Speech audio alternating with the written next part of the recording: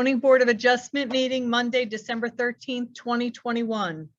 I hereby declare this meeting of the Howell Township Zoning Board to be open. Adequate notice having been given pursuant to the New Jersey Open Public Meeting Act in the following manner. First, on December 10th, 2020, a copy of said notice was mailed to the Asbury Park Press and the Tri-Town News. Second, on December 29th, 2020, a copy of said notice was hand-delivered to the clerk of the Township of Howell.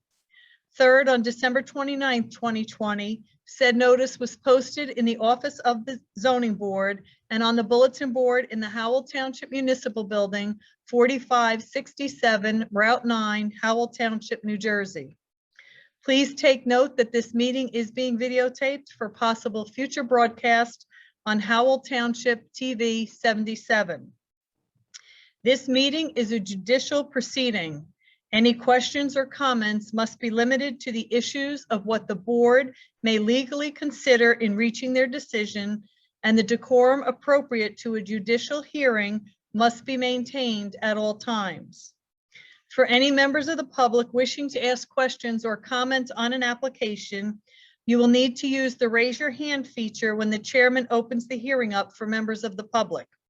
Once you are brought into the meeting, you will need to have both audio and video. You will be sworn in and required to give your name and address. You'll be brought into the meeting one at a time. For anyone calling in, use *9 to raise or lower your hand and *6 to mute or unmute yourself. Thank you. Great, thank you, Eileen. Can we have a roll call, please? Mr. Cantor? He's not back on yet. Mr. Hughes? Here. Mr. Mertens? Here. Mr. Moretti? Here. Mr. Orozco? Here. Mr. Stanton? Here. Mr. Gonzalez was excused and Chairman Nansen was excused. Chairman Saya, Here, you have a quorum. thank you. Can we all please rise for the pledges of allegiance?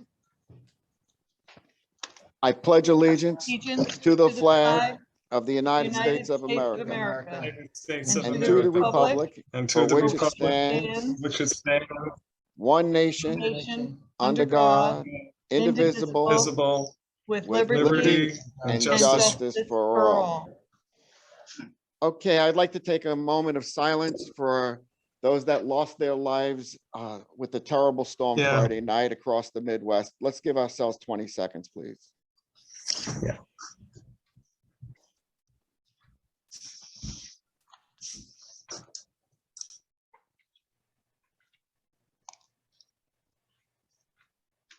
Okay, Mr. Tropoli, can you please swear in the professionals? Okay, professionals, raise your right hand. You swear the testimony you'll give tonight will be the truth, the whole truth, and nothing but the truth, so help you God. I do.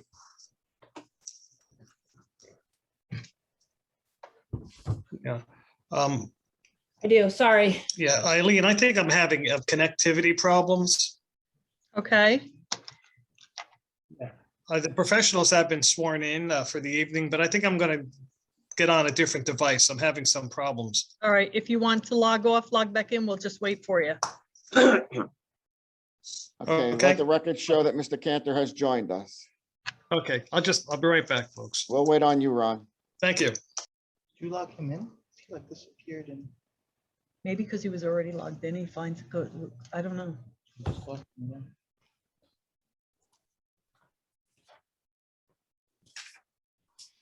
Glenn, I'm showing you twice. Yeah, I know. Yeah, I know. Maybe I just leave. It'll probably go away eventually. I think I'm logged in twice. Let me see. Just stay so we don't lose you. Yeah, Well, let yeah. me- There you go. You're off. Yeah, I was logged in twice. All right, we're waiting on Ron. No, he's back, actually. That was quick, Ron. Real quick, I'm prepared. I had my iPad right next to me in case there was a problem. Okay, so good. approval of minutes. Regular meeting, September 13th, 2021. Eligible voters, Cantor, Hughes, Mertens, Moretti, Orozco, and Saya. Can I have a motion, please? I'll make that motion to approve. I second it. Roll call. Mr. Cantor, Aye, yes. Mr. Hughes, Yes. Mr. Mertens, Yes. Mr. Moretti, Yes. Mr. Orozco, Yes. Chairman Saya. Yes, Motion carries. Thank you. thank you. Regular meeting, approval of minutes, September 27th, 2021. Eligible voters, Mertens, Moretti, Saya, and Nansen. Can I have a motion, please? Make a motion that the, I'll second. Roll call, please. Mr. Mertens, Yes. Mr. Moretti, yes. Chairman Saya. Yes, Motion carries. Thank you. thank you. Any vouchers? I have no vouchers this evening. Okay, can we have correspondence, please? Yes, I have a letter from Neil Yoskin, who is the attorney for Vessi 24 LLC. They were carried to tonight for scheduling purposes only because we didn't have our dates yet. He is asking that his application be carried to the board's January 10th, 2022 meeting with no further notice. And he's also granted the board an extension of time through the end of January. Okay. So for those that are online for application, case number BA 20, TAC 104 Foxtrot, Vessi 24 LLC. This is a final major site plan application, and the expiration date is been moved to 30 January 2022, and the application is carried to January 10th, 2022. Eileen, confirmed it? Yes, and that's with no further notice, correct? Correct. Thank you. I also have a letter from Stephen Melnick. He is the attorney for NJ Solar 2000 LLC, which is also on tonight's agenda. He has asked that this application be carried to the board's January 10th, 2022 meeting with no further notice, and they are good on time. Roger. For those that are application BA 20-117 NJ Solar 2000 LLC. This application is being carried till January 10th, 2022, with no further extension in time And no further notice. and no further notice. Correct. Roger. And that's all I have for correspondence. John, 2 out of 4. Okay. Resolutions. Case number BA 21-20, Donald DeCass. Resolution granting bulk variance approval for the construction of a single-family dwelling with septic system. Eligible voters, Cantors, Mertens, Moretti, Saya, and Nansen. Can I have a motion, please? Make that motion. I'll second. Eileen, roll call, please. Mr. Cantor, Yes. Mr. Mertens, Yes. Mr. Moretti, Yes. and Chairman Saya. Yes, Motion carries, resolutions memorialized. thank you. Mr. Chair, Yes. if I may, on the 2021 yearly review, just a point of order. We normally wait until the end of the meeting. This is the last meeting of the year. This way we can memorialize any approved applications and add it to our list. So I respectfully would ask that we'll carry that until the end. That's just the last bit of business. Yes, Mr. Tropoli. So resolution Bravo 2021 yearly review will be carried till the end of the meeting. Thank you, sir. Correct. You're Thank welcome. you. So item 9 on the agenda, applications before the board. We have up first, case number BA 21-06, Robert Laskowski.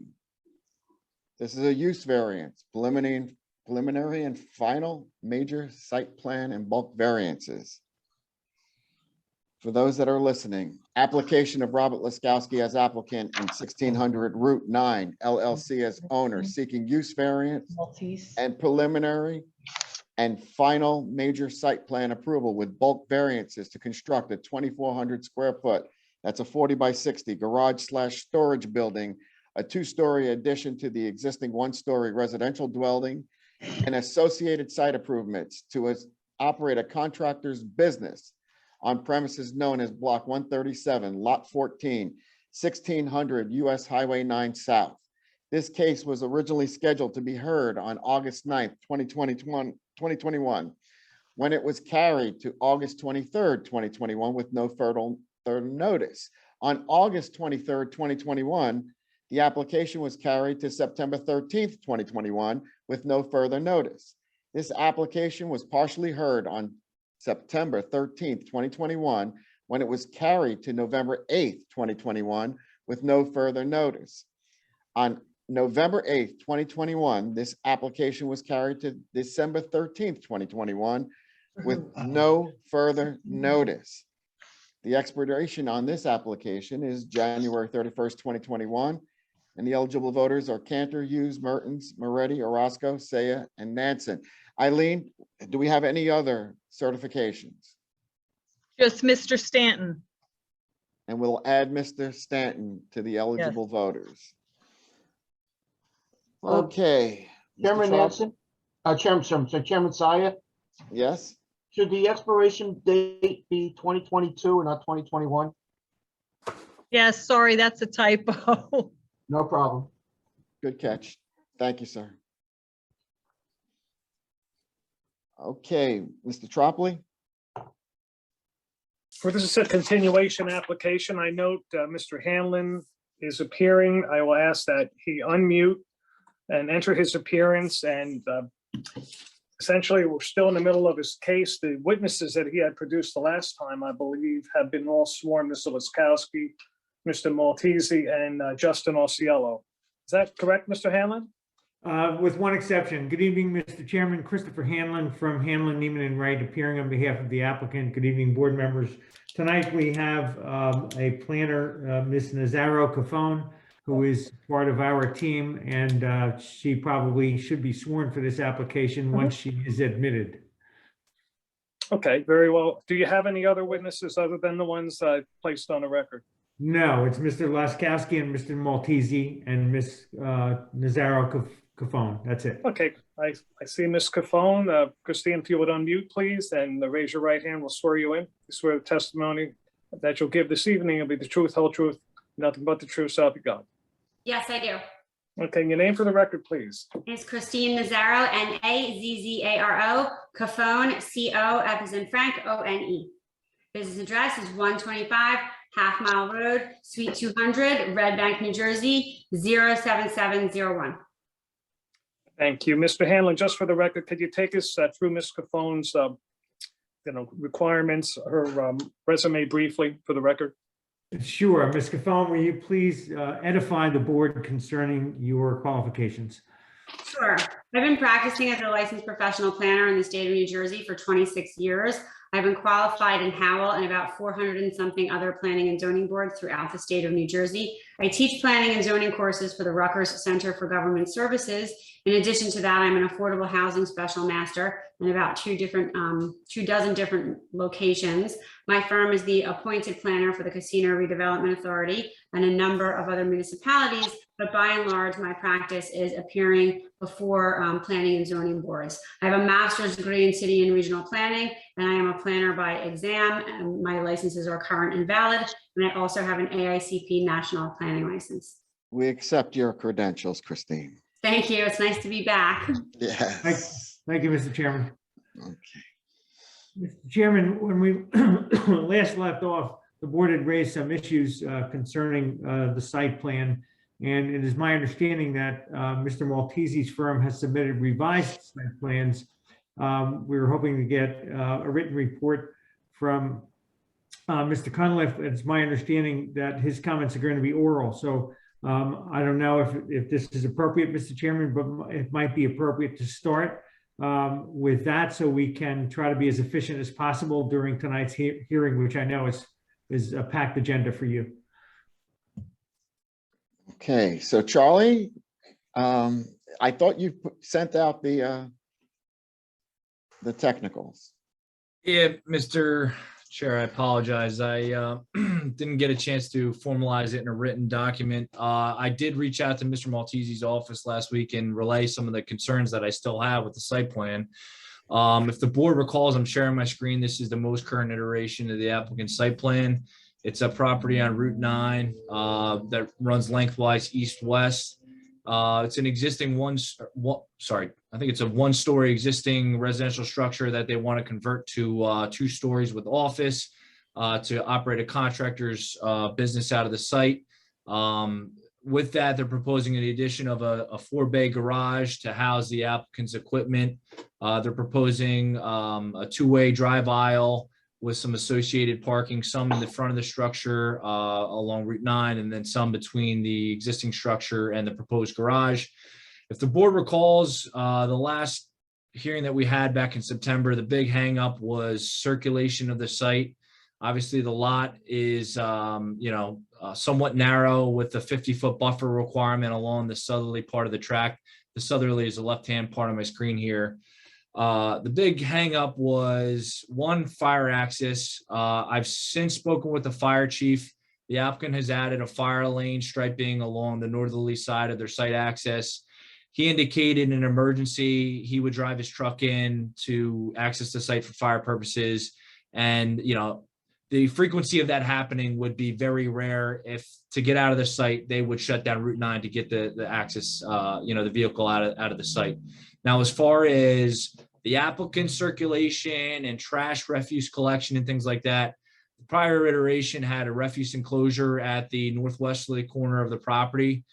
That's since been eliminated, and I'll let Mr. Maltese provide testimony. They've got 2 4x4, looks like concrete pads where they're, I guess, planning to have trash receptacles for curbside pickup on Route 9. So I'll let them opine to the practicality of that for a commercial application on Route 9. As far as circulation, I know, Mr. Burton's, operating a similar type of contractor's landscaping use, had questions regarding, the applicant indicated they would have F-150 trucks with 12-foot and a 16-foot trailer. How does that circulate in and out of the building from an access perspective? We asked the applicant to look into whether maybe they could lose one of the garage bays and provide instead an asphalt turnaround, or maybe relocate the basin further, back in this corner to provide, a turnaround area. I'll let Mr. Maltese opine on that, but, it's wholesale. It's the same exact site plan change, other than they removed the enclosure and, added the fire lane striping. So then, Charlie, for the board, then the LOI that was submitted has still not come back. Is that correct? So going back to my original letter, we've inquired about the status of the applicant's LOI. My understanding from NJDP Data Miner website is they submitted the application August of 2020. We're now December of 2021. I reached out to DEP just to get an inquiry on the status of that. It's my understanding that the application is still pending because it's being referred to DEP enforcement for possible fill and disturbance within the wetlands and/or wetlands buffer.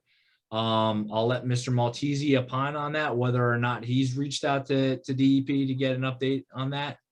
But as far as from the board's perspective, like I said, the circulation in my eyes has not been resolved. From fire, it has been, but as far as from the applicant's use and then from a trash refuse perspective, we're virtually the same site plan that we were presented with back in September. And then obviously the LOI is still outstanding. And on top of that, I just do want to note for the board's record too, this is a code enforcement case. That's how this originated. The applicant's tree clearing calculation doesn't include some tree clearing that was done unlawfully around the central portion of the site. And I believe Mr. Howard, the zoning officer, has issued a memo on that. I think that needs to be rectified and included with any tree replacement / tree contribution calculations in the, on the plans and as part of the application. But as I see it, the big hang up at the last hearing was the access, the circulation. And, I'll let Mr. Maltese opine to it, but I haven't been provided with any additional information that shows that that's been, rectified from the board's perspective. Thank you, Charlie. So, Mr. Hanlon, there you have it. There's a couple of different paths that we're tracking here on this particular application. I'll turn it back over to you, sir. Okay, so, and I'm going to ask Mr. Maltese to jump right in, again, just out of the sake of efficiency, without formal direct from me, to address the issues that are most pressing. Mr. Chairman, with your permission. Yes, sir. Okay, Please proceed. Mr. Maltese? Are you on? Yes, I'm here. Okay, great. Please advise, let's, I guess, address the traffic pattern issue first. What improvements have been, or what changes have been made to the plans? The main change, as Charlie said, that we removed the trash enclosure area, made additional space for turning out of, or reversing out of the last bay of the garage. We added the receptacle area for 2 receptacles, and the applicant has advised us that he's not throwing any commercial or construction material in any trash enclosure dumpsters, so he only needs it for office paperwork, and he doesn't need much. So he said he would bring out the garbages right to the front, and I believe he'll provide more testimony to that because he spoke to the actual pickup company in regards to it. So where exactly are you planning on putting these trash receptacles in the DOT right of way on a state highway? Because I'm telling you, I'm not thrilled about that at all. Yeah, so the applicant could give more testimony, but currently that's what all these residential units are doing. Yeah, but this is not a residential application. So Right. can you tell me one commercial business on Route 9 that has cans out on the road? Because I don't know of one. I can. Every single commercial business has a dumpster, and there's an office building like 2 lots to the south has a dumpster. So I have to tell you, I don't think this is the solution to your problem. Personally, you should reduce the size of the garage, put an enclosure back there and an adequate turnaround, address the circulation issues, and we would all be very happy with that. But as it stands right now, I'm going to tell you right now, putting trash receptacles on Route 9 is a negative impact. And your planner is going to have a hard time overcoming it. Okay. Chris, should I go on? Yeah, let's make sure we cover all the issues, certainly. Sure. As Mr. Cunliffe said, I also spoke with the DEP. I'm sorry, you're breaking up. What'd you say? What, Chris, you say go it ahead again, you're with- breaking up. Go ahead and respond to the DEP comment. Go ahead. Yes, Mr. Cunliffe is correct. I also spoke with the DEP, and they did say that the enforcement, it's been well over a year. It got reassigned to another, to someone else there, and they said, they suggested there was an enforcement issue, and they were going to get back to us. They didn't sound confident of where it was. They just knew it was behind the building, and they didn't know how far back it was. Speaking to the applicant, he has not brought in any fill to the site or any garbage. They also talked about possible garbage in the rear too, in the wetland area, and he said he has not dumped any garbage back there. So we're waiting on word from them. That's where we are. So, Mr. Say, just to opine And- on that, we visited the site again today just to take some photographs of what the existing conditions are. So to kind of back up Jen's comments with the, refuse enclosure being required, there is construction debris, there's a roll-off container, there's, some waste material scattered throughout the site. So, to Jen's point, I wouldn't be, in favor of a commercial site without a trash refuse enclosure. And Mr. Maltese, it's your representation that none of the debris on the site is from the applicant's proposed construction use? I was not at the site. I'm just telling you what I heard from the applicant. long story short, obviously anything that's debris related that's been placed, unlawfully has to be rectified as as part of this application. And then obviously overarching all of that, the applicant's got to get any permits from DEP and make good on any, encroachment or violations that end up, as a result of DEP's review of the applications. Agreed. You can continue, Mr. Maltese. So also we added the fire lane. We've also expanded the basin to account for a 3-on-1, as Charles suggested. Can you move the plan to the south, to the east, please?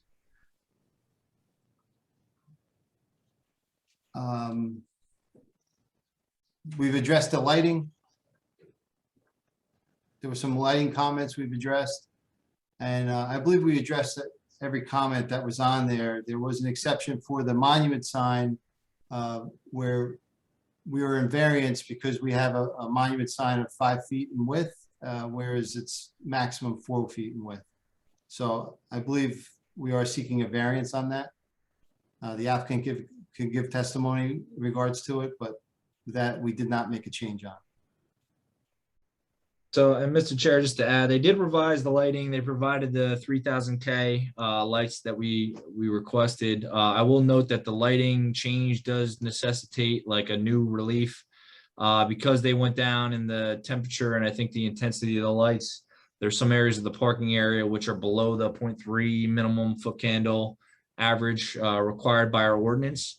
I would ask that should the board rule favorably on the application at some point in time, that be rectified to make sure that they're providing the adequate light levels, maintaining that 3000K.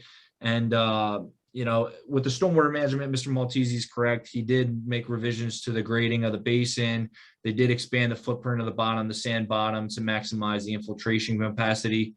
And just to summarize for the board, where we left it after the September meeting, which is pretty much the same spot we're in now. So this lot is barely over an acre. It's like 500 square feet over an acre. So, and the reason that they're over an acre is because there was a deed gore and they filed I don't know if it was this applicant or prior owner filed a quitclaim deed. So this application, the site is like right on the threshold of the 50-foot buffer requirement for major site plans versus a 10-foot buffer requirement. At the last hearing, as part of the applicant investigating the circulation, I made a representation that I wouldn't take issue with the basin possibly being shifted or expanded somewhat into the buffer to allow for that turnaround. The basin really hasn't changed much as far as the location. I'll let Jen opine to whether, the site is particularly suited if it can't, accommodate the development without encroachment into the buffers. But like I said, the building, the parking, the turnaround, it doesn't, to me, the applicant hasn't changed anything to address the board's concerns. And that's the lingering concern with me. This is a code enforcement application. We can hear more if you want from the applicant, Mr. Chairman. But I mean, my recommendation is I don't know how we can hear planning testimony if we can't, if we're not satisfied that the use can be accommodated from a traffic safety perspective and circulation, I don't know how we can hear, the planning testimony. Mr. Chair, I would agree wholeheartedly with Charlie. I mean, it's one thing to have buffer encroachment for circulation, which is not something that I typically recommend anyway. We typically like to see compliant buffering, but there's more than just potential basin in the area. You have your septic area, you have Charlie, can you scroll down a little bit towards Route 9? I understand it's a narrow lot, but we're trying to put a lot on here. And so, it's 50 feet that's required on that northern boundary because there's a residence next door and the ordinance says residential use or zone. I wouldn't take exception if we put like a sunset clause on that requirement, should that use go out and a commercial use go in. But I agree, I can't give you advice even on the use itself without safe circulation. And I can't see how you're going to safely circulate a trash vehicle. And I'm certainly not supportive of commercial refuse being collected on Route 9. That's not something that we advocate at all. We tolerate it for the residences, but we don't advocate it for a commercial user. Roger. Thank you, Jen. Mr. Chairman? Yes. We thought this plan did address the concerns of the board, but it is clear now that the board professionals vehemently disagree, and the applicant doesn't want to put the board in a posture of having to deal with an application in that context. So we are going to ask you to carry our application once again, and we're going back to the drawing board to my client's giving in to the idea that he probably is going to have to lose a bay to address this issue. So we're going to need to modify the plans again. Thank you, Mr. Hanlon. I Chair- appreciate it. Yes. If I could just add on to it, I just want to reiterate for the board, this is a code enforcement case. Obviously, you read the opening statement on, the meetings that this was scheduled for and carried and carried and carried and carried. We have had issues with other code enforcement cases in the past, carrying and carrying and carrying. I think if we are going to carry, we need to have a hard, fast deadline on, when they come back, it needs to be the be all, end all, final. This is what the board is going to accept. Otherwise consider dismissing without prejudice. Because like I said, they're a non-conforming use operating on the site without site plan approvals and without a use variance. And this application stays any potential township enforcement. And, I'll let Mr. Aguirre, opine further, from a township code enforcement perspective on that. We actually, Mr. Chairman, we would like to make some progress as it relates to some of those related issues. We would like to coordinate a site inspection with Mr. Aguirre, because as it relates to the tree issue, we have a disagreement over some of the facts. We'd like to we'd like to see if we could schedule a coordinated response with a field inspection, just so we can all get on the same page with the numbers and make that a non-issue for when we come back. And as it relates to the outstanding DEP issue, we're willing to aggressively pursue that as well in the interim. I understand that's not the only nonconformity that Mr. Cunliffe is addressing, but we don't want those other two issues to be still bouncing around when we come back. We want them resolved before then. So if you're going to have a site visit and to discuss trees, you need to coordinate also with Shari. She's the board certified tree expert, and she's the one that we rely upon with respect to that issue. Okay, yeah, no, we're in full agreement. We want the most important people from the municipality's perspective at that, whatever we do, so that we get it resolved. We agree. Mr. Okay. Hanlon, just to interject really quickly, what seems to be the issue or the conflict that you have with what was already presented to your client? We, based on the site inspection, when the trees were being cut down, I took note of the sizes and number and presented that in a violation notice to your client. And while going over our ordinance, we figured out the replacement value to be in the area of $24,900. I mean, obviously it's being exasperated by the fact that there now may be wetlands issues, and DEP would take over the case with regards to replenishment, which would put us on a back burner. With that being said, I would tell you that I'd give your client maybe 60 days to get the DEP issues resolved. If not, because they are operating there without a CO, without a site plan approval, that they would have to move out at some point after that 60 days is up if you haven't come back to the board with a feasible plan. Well, okay. Just so everyone's clear about this, my client's trying to get the approval here tonight. We thought it was a good faith effort, and he's paying a lot of professionals a lot of money to do this. So we're not just foot dragging here, just so the board members know. To be more specific concerning your question, is my understanding we've gotten a tree count. I saw it for the first time today. If you've given it to my client previously, I'm not disputing that. He circulated an email. He sent an email on his own to the board secretary, and I don't know if it got copied to you, sir, but it was sent out in October. So there's just a difference over the stump count, frankly. And we just want an opportunity to just get on the same page as it relates to that issue. That's all. That's fine. I mean, I have no issues with going out. I mean, I could bring the documentation. I did take pictures of all the stumps that were noted during the initial inspection. I'd be glad to go over that with you or your client. But like I said, in our violation notice to your client, who had already been operating without a CO and took down some trees without any permits, I'm pretty confident in the number that I was supplied. And I'll forward you a copy of that notice as well, so you have it handy. All right, thank you very much. Okay, so Mr. Hanlon, Yes, sir. so we have a couple of different things going on here. We have the LOI to which you're going to aggressively pursue. And then you have the code enforcement issue, which you're going to pursue. And then you're going to take another look at the plans, and you're going to give us a circulation plan that the professionals can, say that it's palatable for us to move forward on. Is that correct, sir? Yes, sir. Okay. So what would you like to do? How you would like to move the application till next year? Yes. Eileen, what do we have? Right now, you're looking at February 14th or February 28th. Oh, 14th. I'd put them on the 14th, Eileen. This is a code case. Okay. And I would ask that your professional team, reach out, specifically your engineer, reach out and coordinate with Charlie, because there's still a lot of outstanding engineering issues which have been brought up repeatedly and are still in the same state as they were before.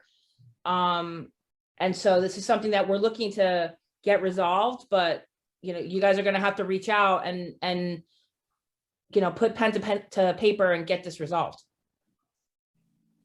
And Mr. Zay, just to give the board perspective, so this application was supposed to be heard in November. I did reach out to the applicant's professional team at that time, relaying these same concerns. They were carried at that time because they hadn't addressed these issues.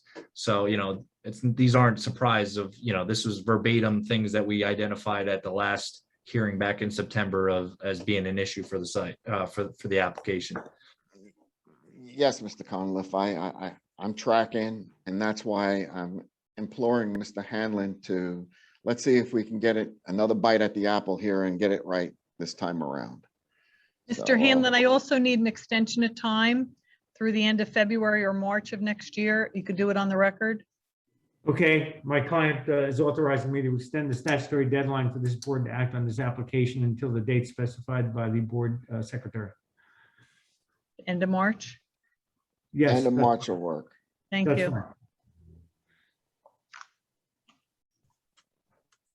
So Eileen, that's March 31st or 30th? March 31st, but we're going to carry the application to February 14th, 2022. February 14th, you said? Yes. Got it. Okay, for everyone that's in the audience, case number BA 21-06, Robert Laskowski. This application is being carried to February 14th, 2022, with an extension of time to 31 March, 2022. Eileen? And it's being carried with no further notice, correct? No further notice, correct. you. Thank you. Thank you, Mr. Chairman. You're welcome, sir.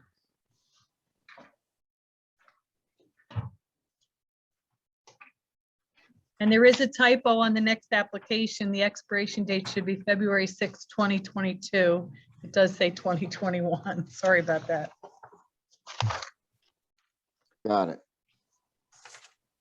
And that's Mr. Alfieri's case coming up.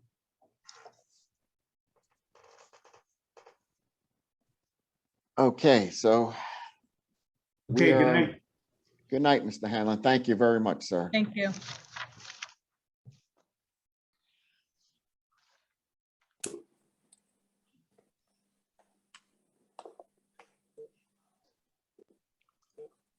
Okay, in front of us is the next application.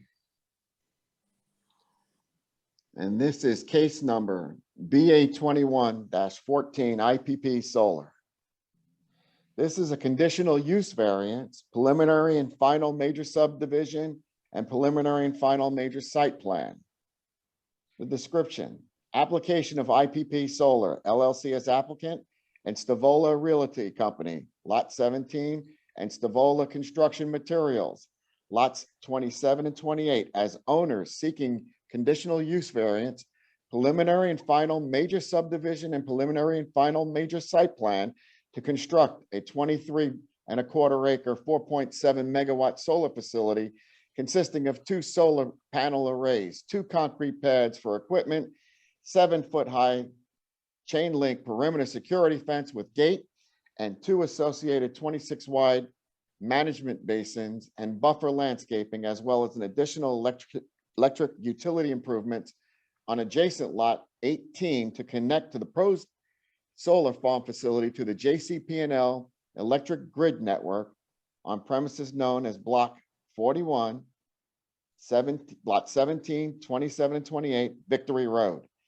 This application was partially heard on November 22nd when it was carried to December 13th, 2021 with no further notice. Expiration date on this application is February 6, 2022. Eligible voters: Cantor, Hughes, Mertens, Moretti, Orozco, Saya, Gonzalez, Nansen. Eileen, do And we Ms. have? Mr. Stanton has certified that he's eligible to vote on that application. Very good. Mr. Stanton is also an eligible voter. Mr. Tropoli? Mr. Alfieri, are you ready to proceed? Yes, I am. Good evening, Mr. Chair, members of the board. Salvatore Alfieri on behalf of the applicant. Eileen, we're going to want Chris Rosati called up. I'm not sure if you have him on the screen yet. And while we're doing that, since the last meeting, we've submitted revised plans in an effort to address some of the engineering issues that were raised at the last meeting. We also submitted an explanation letter from my client about some of the solar technical issues that were raised at the last meeting. Mr. Rosati will testify to the content of that letter that was submitted. And lastly, before we get to Mr. Rosati, Jennifer raised a question about the adjacent lot 26 or 2601 that was we thought might have been residential since that time, and I did submit A16 as an exhibit. That lot was consolidated into lot 26.02, and that lot also received D variance, use variance approval. I happened to handle the application. I just didn't recognize the lot that night, but it for a warehouse project. So the adjacent lot was consolidated. It was an old tax map reference on the plan. Okay, Mr. Chris, are you on? Yes. Okay, thank you. Chris, you remain under oath. You understand that? Yes. Okay, would you describe for the board what plan revisions were made since the last hearing? Sure. If we can bring up probably our colored rendering exhibit, or if you want me to screen share. If you want to do it, that's fine. Let me see. Hopefully, sometimes I have issues with. Let me see if I can do that here. Right, if you can, I'll get it. All right, there you go. Oh, that was me. Hold on.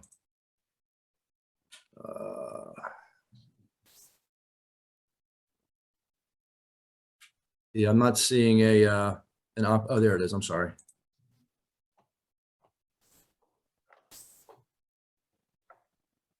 We have that now, everybody? Yes. So Yes. what this is a colored rendering Chris, of the, Chris, yes, Before you start, I just want to, this was a document that was submitted. Is this the aerial exhibit dated November 18th? No, this is A26 on the exhibit list, overall site and phasing plan dated 2/11/21, last revised 12/1/21. yes. Okay, thank you. Thanks, It Eileen. was submitted to me last week by Chris. Okay, go ahead, Chris. So this is a colored rendering of the current plan as it stands based on our recent submission. At the hearing on November 22nd, during my testimony, several issues were raised with respect to the initial design. A bulk of the questions, or some of the questions, had to do with stormwater management. Then we talked with Ms. Spiro about the tree issue and the buffer plantings. So those are the major changes on the current plan versus what was discussed and submitted for the November hearing. So I can go over them fairly quickly, and if it's easier, we can reference the T&M letter dated December 13th, 2021. Jump to sheet 3, item B, 1AI. It talks about phasing. I just wanted to clarify really quick. We are calling out phases 1 on the major array, which is the easterly array, phase 2 being the westerly array. The intent is to do this all at once. The only reason we called out phase 2 for that westerly array is that we have to go to Conrail and New Jersey Transit for permission to do a directional drill under their right-of-way with the connection infrastructure. Sometimes dealing with the railroad takes an inordinate amount of time. So we wanted to be able to have the opportunity to start construction on phase 1 while phase 2 is going through an enormous hoop with an outside agency. So just as point of clarification, there is no intent to develop just one side and not the other. It is a kind of a joint project. The only reason, again, is for timing. Acknowledged. Thank you. Regarding stormwater management, I'll jump ahead to sheet 12, and then we'll have to jump back to another item I want to discuss later. We talked about our how we're going to handle stormwater management on the site. Now, again, we are subject to the current rules that are new as of March of 2021. And we are indicating several best management practices elements for storm design. We have several infiltration basins. We have several, we call them small scale infiltration basins. There's actually one that is going to be for both quantity reduction as well as water quality. That will be the small item or the small basin that's at the approximate to the entrance of the east array, because we have motor vehicle surface associated with the driveway and an impervious surface associated with the equipment pad. So the runoff from there is going to be entering a small infiltration basin, again, for water quantity and quality. The rest of the elements on the east array are infiltration basins for quantity reduction only, in that since we don't have any water quality or impervious generators on that side. On the westerly array, we have 2 bio gardens. Some people call them rain gardens, but the technical BMP term is bio gardens. And again, for water quality, one is to take the bulk of the entrance road off of Victory Road for the westerly array. The second one is for the balance of that road and the equipment pad for that side. The other item we have on that side, we have an existing sump condition that we're keeping that, we're maintaining that situation post-development. So we are allowed to use that and model that as an existing sump. Everything else is BMP compliant stormwater management. In Mr. Cunliffe's current letter, there are several items noted of technical nature and pretty detailed. We had a quick conversation earlier today, and my office is confident that we can work out those calculation minutiae, I'll call them, should the board act favorably during compliance. It is our intent that this, again, that this system is compliant with the best management practices. Mr. Rosati, if I just want to just clarify for Mr. Chairman of the board. So yeah, I did issue a revised letter this afternoon. I spoke with Mr. Rosati. This site is a little complicated. It's not your traditional where you might have a high point in the middle and you just have, 2 drainage areas. There's, I think 7 or 8 or maybe even 9 drainage areas just with the particular existing topography of the site. So, they have a series of BMPs, infiltration basins, bioretention basins throughout the site that are proposed. Normally I would just have, one small paragraph with comments for, 1 basin on a site. Obviously the new stormwater management rules kind of changed everything where you need a basin for each kind of drainage area and all that kind of stuff. So most of them are technical details that just need to be resolved, as far as a lot of them relate to, construction practices to make sure that the basin functions properly. And I think they can be handled as any potential, condition of any potential approval. I just want to note it for the record, so that way, obviously, if this board rules on the application, DEP does do an audit of the town every 5 years, looks back at stormwater management. We just want to make sure that all the Ts are crossed, all the Is are dotted. And then, Mr. Rosati, are you going to touch on the drainage characteristics for that eastern parcel, the existing drainage on Victory Road? Yes, I was going to go back to that now. And just as an aside, also, we are going to be reviewed in its entirety from DEP, because we are proposing fill of the wetlands near Victory Road frontage. So not only will the town have an opportunity to review our calculations and any revisions there too, the DEP will have the same review opportunity as well. So at the last meeting also, we talked about the Victory Road frontage and the area where some of the site drains to. Should some of the wetland area like fill up and spill over. There's a series of small catch basins in Victory Road that discharge across the street into the our neighbor to the north, that's the steel facility. The way our site is designed, is we are holding our 100-year storm volume and infiltrating it. We also have an additional 1 foot of freeboard around that area for additional storage. So we have, in our opinion, we are definitely holding our own on our site and controlling it. The question last time was, in a failure scenario, what happens to the system in Victory Road? Right now, it's the same thing. We have an issue with where it's a depression near Victory Road, but there's an acceptance of stormwater to that system. It was suggested that potentially we can ameliorate some potential overflow. Let's say, I'll call it a failure scenario on our side, to recharge that event. Basically have another system of, say, corrugated pipes in a recharge area along the right of way or along the edge of Victory Road. That would basically be a belt and suspenders approach to our site holding its own. And again, should it fail, it would spill over, and instead of inundating Victory Road, we would catch that before that would happen.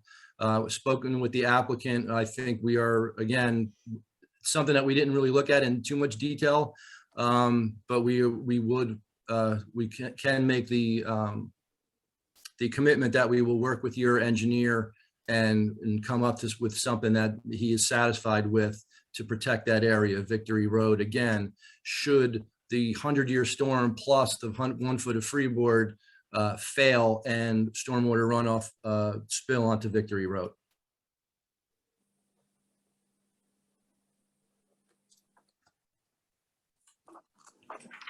Okay, Chris. Again, so those were the major storm comments. I'm confident again that we met the intent of addressing all of the comments that were raised at the last meeting. Again, there's some details and some engineering calculations that need to be worked out. But again, I'm confident and telling the board that we will satisfy your engineer. The next major item we talked about, obviously, is the tree clearing, because that is a major element of this application, as we know. We were asked last time to kind of delineate where we are with respect to tree clearing and tree replacement. Chris? Yes. Yes. Can I pause you there for a second? Yes. Good. Jennifer, Yes, sir. please describe for the board the SED zoning so that they have an idea of what we're looking at here again, refresh their memory. In terms of The special economic development. you yeah, know. so the town's special economic development district, which is our SED zone, is primarily the town's industrial zone. So we allow warehouse, distribution, and other industrial types uses, manufacturing, those types of things. This is not a permitted use in that zone. But you know, there are other permitted uses that would be allowed on this site. This is a conditional use in the zone, and they're here because they don't meet the conditions. So, I mean, did you want me to go into like serious detail about like what is allowed in the zone? So we have, this is partial SED, partial ARE too? Correct. So the SED part is a conditional use, and it's not permitted in the ARE. That's right, Sal, right? Or did I make that backwards? No, you're correct. Yeah.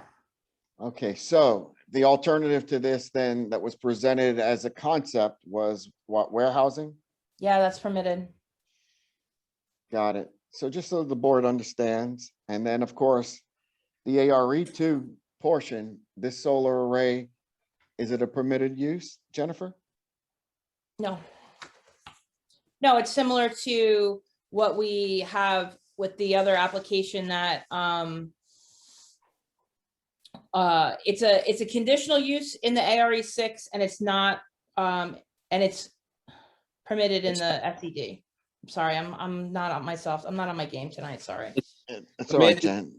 Jennifer's right. Permitted in SED, conditional in ARE. Right. Yes. Can we clarify again which side, the west and east? The west is the ARE and the east is the SED, right, Okay. Chris? Yes, that's correct. The larger array is in the SED, the smaller is in the ARE. All right, so the one that's in the larger is permitted, okay? No, yeah, the larger one is a permitted use, and then Okay. in the smaller side on the other side of the tracks, it's a conditional use. Okay. And they don't comply with a number of the conditions. That's why they're here. Okay, thank you. All right, Chris, that's good for now. You can continue, please. Thank you. So again, the last time we talked about trees a lot, and that's understandable given the nature of the existing condition. The major revision with respect to the tree issue is that we have the introduction of specific tree species, size, and location for both our reforestation efforts and the perimeter buffer enhancement. The reforestation efforts are in the northeast corner of the larger array, kind of off the road there. But if you see in the upper right corner of the colored rendering, you see kind of a cluster of trees that are proposed to be planted. We then call out a number of understory and evergreen trees along the perimeter on Victory Road in front of both arrays. And then a system of trees understory along the westerly boundary, which is a boundary which is coincident with a neighboring residential use. So the intent is to have a 4-season buffer of evergreens, but also some understory, because if you've been to the site, it's a relatively mature forested area. So what you have there is the bulk of the vegetation is about 20 to 30 feet above the grade. So you have a sea of tree trunks, which in the winter is not the greatest of screening because you see right through them. So we are proposing to fill that area in with a series, again, of evergreen trees, shrubs, understory to kind of enhance that area so it does become a more effective visual buffer from both our neighbor and for the passersby driving along Victory Road. The total number of trees, because that was discussed last time, that on the plan that you see before you is 245 trees. We were asked to, give a direct number, and that's what we have here presented to you. There were some other issues that Sherry wanted us to change on our plan, which we did. One was a note was added about removing black locust and ailanthus trees, which are invasive species, and we agreed. We agreed to add pollinator-friendly species in the meadow area that we're proposing to plant. And then based on the tree clearing, we wanted to clarify the number of clearing acres. So we are clearing 22 acres at the $35,000 per acre fee, which is the under section 188-195C. It's $35,000 per acre. At 22 acres, we're looking at roughly $770,000 that the applicant is agreeing to contribute to the tree fund. Now, we do get some credit for the 245 trees that we're planting. So we're looking at roughly a $700,000 contribution to the tree fund as a result of the proposed clearing on both sides of the property.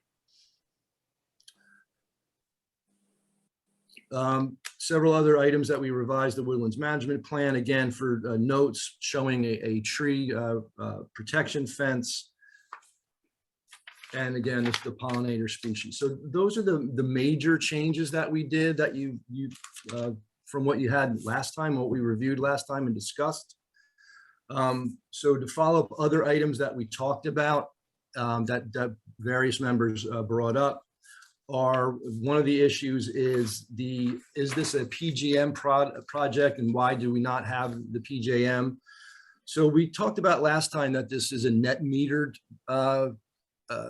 facility. It's not a grid tied facility. The power generated here is going to be used by the adjacent property owner, which is New Jersey Natural Gas. So it is not a grid tied system. Therefore, the PJM does not apply. We are going to a direct recipient, and that recipient is going to be the user of the power generated. So it's a technicality, but PJM for this facility does not apply. Mr. Rosati, if I could just ask a clarifying question for the board for Sure. a second. So I think in some of the submittals, there was an indication that, the solar array can generate a certain amount of, megawatt hours or kilowatt hours, whatever the correct term is for solar. And that would supplement the energy that was in the current condition is utilized from the grid by natural gas, right? And it does say in the report that there are some periods of time where the array could be providing more solar output than what the gas facility actually requires, and then that would be pumped into the grid. Does that not require PJM approval to do that? No, it does not, because it's not specifically a grid tied system where we're just supplying electricity to JCP&L. We are, the electrons don't know where they're going, so to speak, but the way they do it is you were not allowed to produce any more than 110% of the max used in the last 3 to 5 years of the facility. So sure, in times where, say, the facility is down for maintenance or in a position where it's not utilizing its normal load, we will be transferring energy to the grid, so to speak. However, in the bulk of the times, we are going to not be creating enough electricity for that facility to use to be, I'll call it electric neutral. So again, it's the technicality in the law, but being that we are a quote unquote net metered system, the PJM does not apply. Okay, so and to follow up on that, so we're saying not exceeding 110% of the anticipated operating capacity of New Jersey Natural Gas Facility. Has the applicant provided any documentation to the board which demonstrates what the capacity or the 110% capacity is of the natural gas facility? So the board can consider that in terms of the proposed size of the array? We did not, because that's something that we typically don't provide, because that's something that's dictated by the utility and the recipient, but we can provide those if requested, just to show them, this is how they came to this size. We can do that. Yeah, I think for the board's perspective, obviously there's a significant amount of tree clearing. I know the applicant's saying they're willing to make the maximum contribution. I think the board just wants to, the positives and the negatives of the application. Whether this site is particularly suited for the scale of the development. I think they want to see some additional background on that. Absolutely. And again, we talked about last time, the New Jersey natural gas facility is a massive user of electricity in this area, massive. Again, 6.9 million kilowatt hours, I think is the stat. And that, again, that may not meet their requirement in any given year, depending on if it's a cold winter or a warm winter. So like I said, I'm not refuting anything. I just think from the board's perspective, Yeah. they just want to have a full picture of, I know there's two parcels on either side of the railroad track with two different, arrays, two different phases. I think it's important for the board's consideration. If one half of the array can provide what's needed for the gas facility, then, why does the applicant need both arrays? But if it is and the natural gas needs both of them, that's something for the board to weigh and consider in their consideration for the application. Understood. And also to just refresh everyone, the reason we're here on these properties is that due to the net metering laws, we have to have a property that's connected to or directly adjacent to the recipient. Sure, it would be great if we could have a lot down the street that's already cleared, but that's not how the law is written. And that is why we have to do that subdivision with lot 18. Under state statute 14:8-4.1, I won't read the whole thing and bore you, but it just says, quote, "The property on which the energy is consumed and the property on which the renewable energy generation facility is located shall be considered contiguous."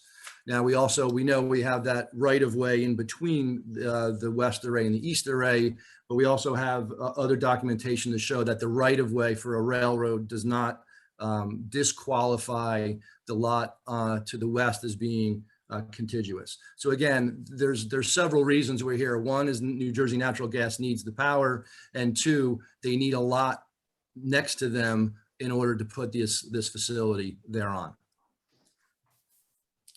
Another issue that came up, we talked about reflectivity of the arrays, and I talked about it being an absorptive material, not a reflective material.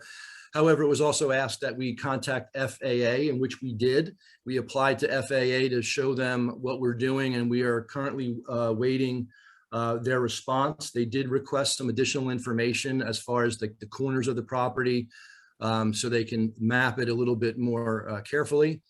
So we will provide any information we receive from the FAA to the board. A major item that we discussed for several minutes last time was the recyclability of the elements. My testimony was that they are recyclable, and we submitted with the letter that IPP Solar provided with our submission last week. They are recyclable. They also, one thing I missed, and I should have included that last time when we talked, they are reusable. These elements and these arrays of the solar panels are very valuable. In 20 years, they still have 80% of their capacity for output. So they become available on the secondary market for facilities that may not have the financial capability to buy brand new elements. So there's not only a recyclable possibility for these systems. Again, these systems are made of glass, aluminum, rare earth metals. They have a huge value from a recyclable standpoint.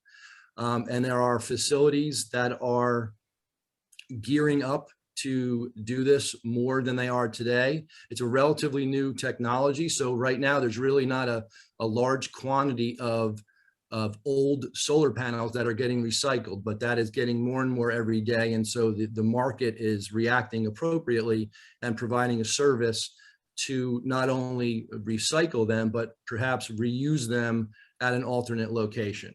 So the possibility of these elements ending up in a landfill are extremely small. Same with the supporting structure. The supporting structure is made of steel, which is 100% recyclable, and it will be recovered as it has a significant value. It's no different than any other demolition project where the valuable items are taken out carefully, and the items that have little value are disposed of in a landfill. The luck we have here is the bulk of the, actually most of the items here have a recyclable and value to them. So the landfill impact will be minimal. One of the questions had to do with batteries, specifically vanadium batteries. We talked with New Jersey Resources, we talked with IPP Solar. Right now, that technology and the cost of it, it's just not feasible for this project. The batteries are added to sites like these for specific purposes, one being a high demand charge, what they call peak shaving or resiliency. That would be so to supply power, obviously during outages. Batteries do not generate the energy, they just store it for in times where it is needed. The facility that we are connecting to doesn't have any of those issues that require battery storage. We talked about when the facility needs more power than what this array east and west can generate. If it needs more power, it'll simply just pull it off the grid, not out of the battery system. So essentially the grid itself acts as the quote unquote battery for the facility. Just also the economics don't support battery storage. It's just too cost prohibitive for an item that right now the site does not have a need for. One of the last things we talked about with what, you know, as we were kind of tying up testimony and getting near the end of the night was what are the project benefits to Howell? Now, Mr. Kyle will be presenting a lot more testimony on that because he's the planner and he has a heavier lift than I do for the benefits to the town. However, one is right now, New Jersey Natural Gas obviously is buying every kilowatt from JCP&L. If they can get this facility online, they will be getting much cheaper electricity, obviously, and they can pass that on the savings to the ratepayers as it is a public utility. A little bit more grid resiliency is a benefit in that we're going to be providing the extra like 4 megawatts of power. So that takes that load off the grid, especially in high demand times, such as like the summertime when it's 95 degrees out and everyone's running their air conditioner during the week. This will take some of that load off the neighboring grid and lessen the possibility of outages. And we touched on it a few minutes ago on solar can be viewed as a better use of this industrial property. If you can bring up the exhibit of the concept sketch that we spoke about 5 minutes ago, we can show the owner, who's Stavola Realty, hired Menlo Engineering to do a concept sketch to show, oh, that's actually, I have that, I'm sorry, I have screen sharing. Let me do that. I got to bring something else up. So the the owner hired Menlo Engineering to present a concept sketch, which I'm showing on the screen right now. The concept sketch is a by right sketch per the planner and engineer who created it.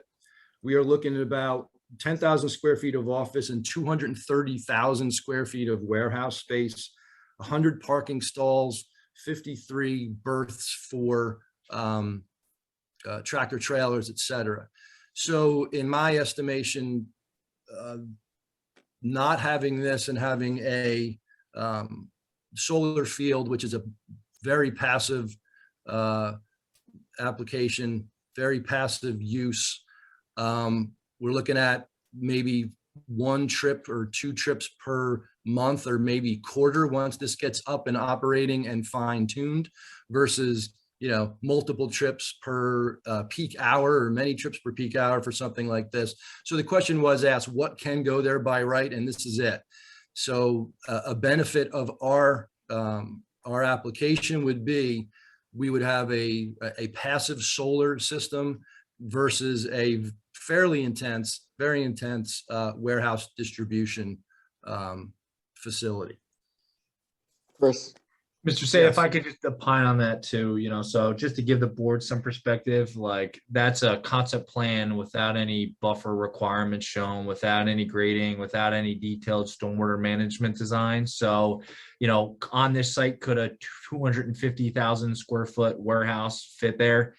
Probably not. But could a 150 or 175,000 square foot warehouse go on there? Maybe.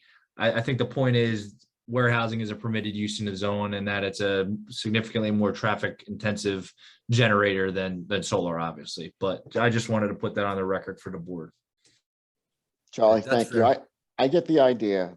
One of the other things to think about is, well, if you did have a warehouse of that size, would it be a flat roof and would you put solar panels on top of it? I mean, there's always. But those solar panels would be used for the warehouse use itself. It wouldn't have the benefit to New Jersey Natural Gas, who's a public utility, who is reducing their rates for your customers. Got it. All right, thanks, Chris. Sure. What else do you So have? I just have to, I understand the intention of the project 100%, but to go on the record and say that our utility rates are going to be reduced, I think is a bit of a stretch. I've never seen a utility company reduce rates no matter what they've done. So I would just caution you on making those statements as a benefit of this project, because you and this user cannot guarantee us that our natural gas bills are going to be less as a result of this project. Yeah, fair enough. I mean, it's a commodity, right? So the prices are affected by a zillion other things other Right. than. So what I we're just wanted to doing. put that on the record Absolutely. that That's I fair. understand the intention of the project, and I'm not, opining one way or the other on that, but I've never seen a gas company reduce my rates. So, Right. I would just hold off on that statement. Understood. I do want to ask a question though. If you could put the concept back up, that Sure. the color rendering. Okay, hold on. Let me get that up real quick.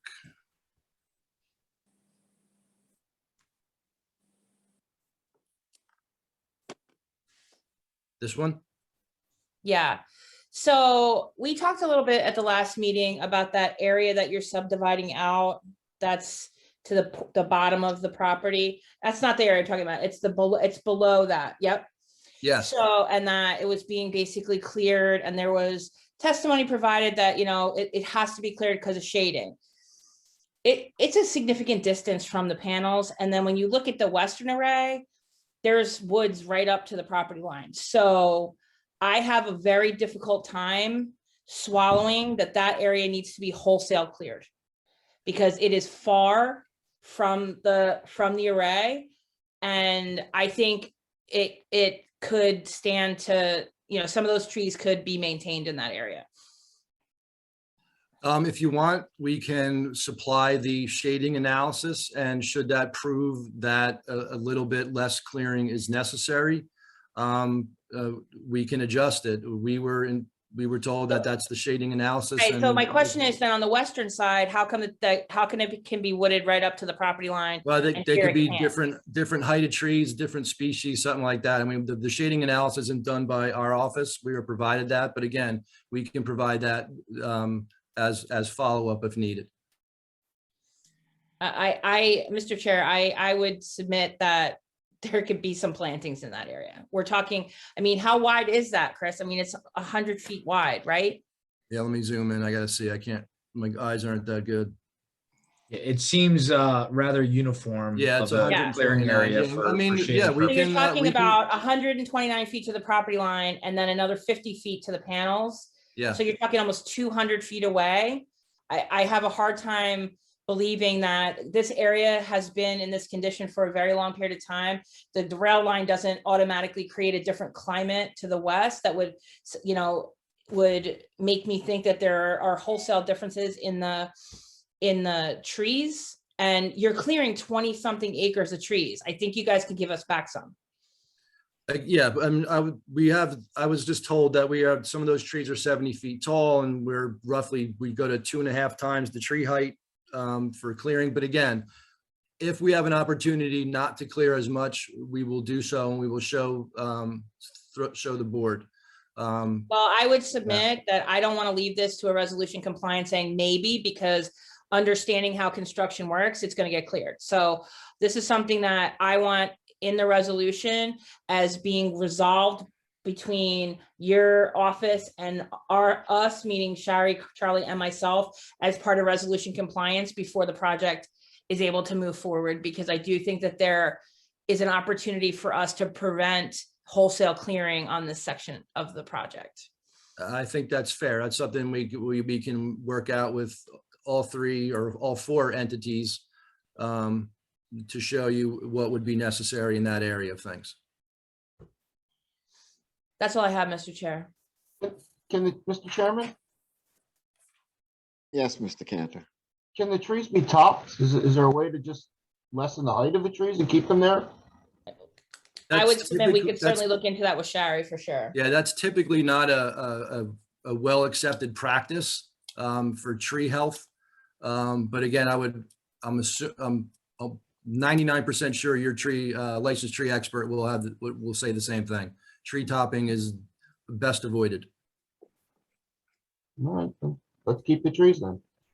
No, I agree, Glenn. I agree with them, Glenn. I mean, the tree topping is not, It's not a common practice. It's not. No, I'd rather see the trees back there, because I will bring up what Jennifer just said. I mean, it just makes no sense to me where one area you need to clear it and the other on the west side you don't. It just, if you do use this formula to come up with your shade, the effect on these solar panels, why isn't one spot you need it and the other spots you don't? And Chris, that's where I think maybe lithium ion batteries or something to that effect might be there to stabilize the lines going into the New Jersey natural gas. What is the intent of having that cleared area? Well, Again, I'm sorry.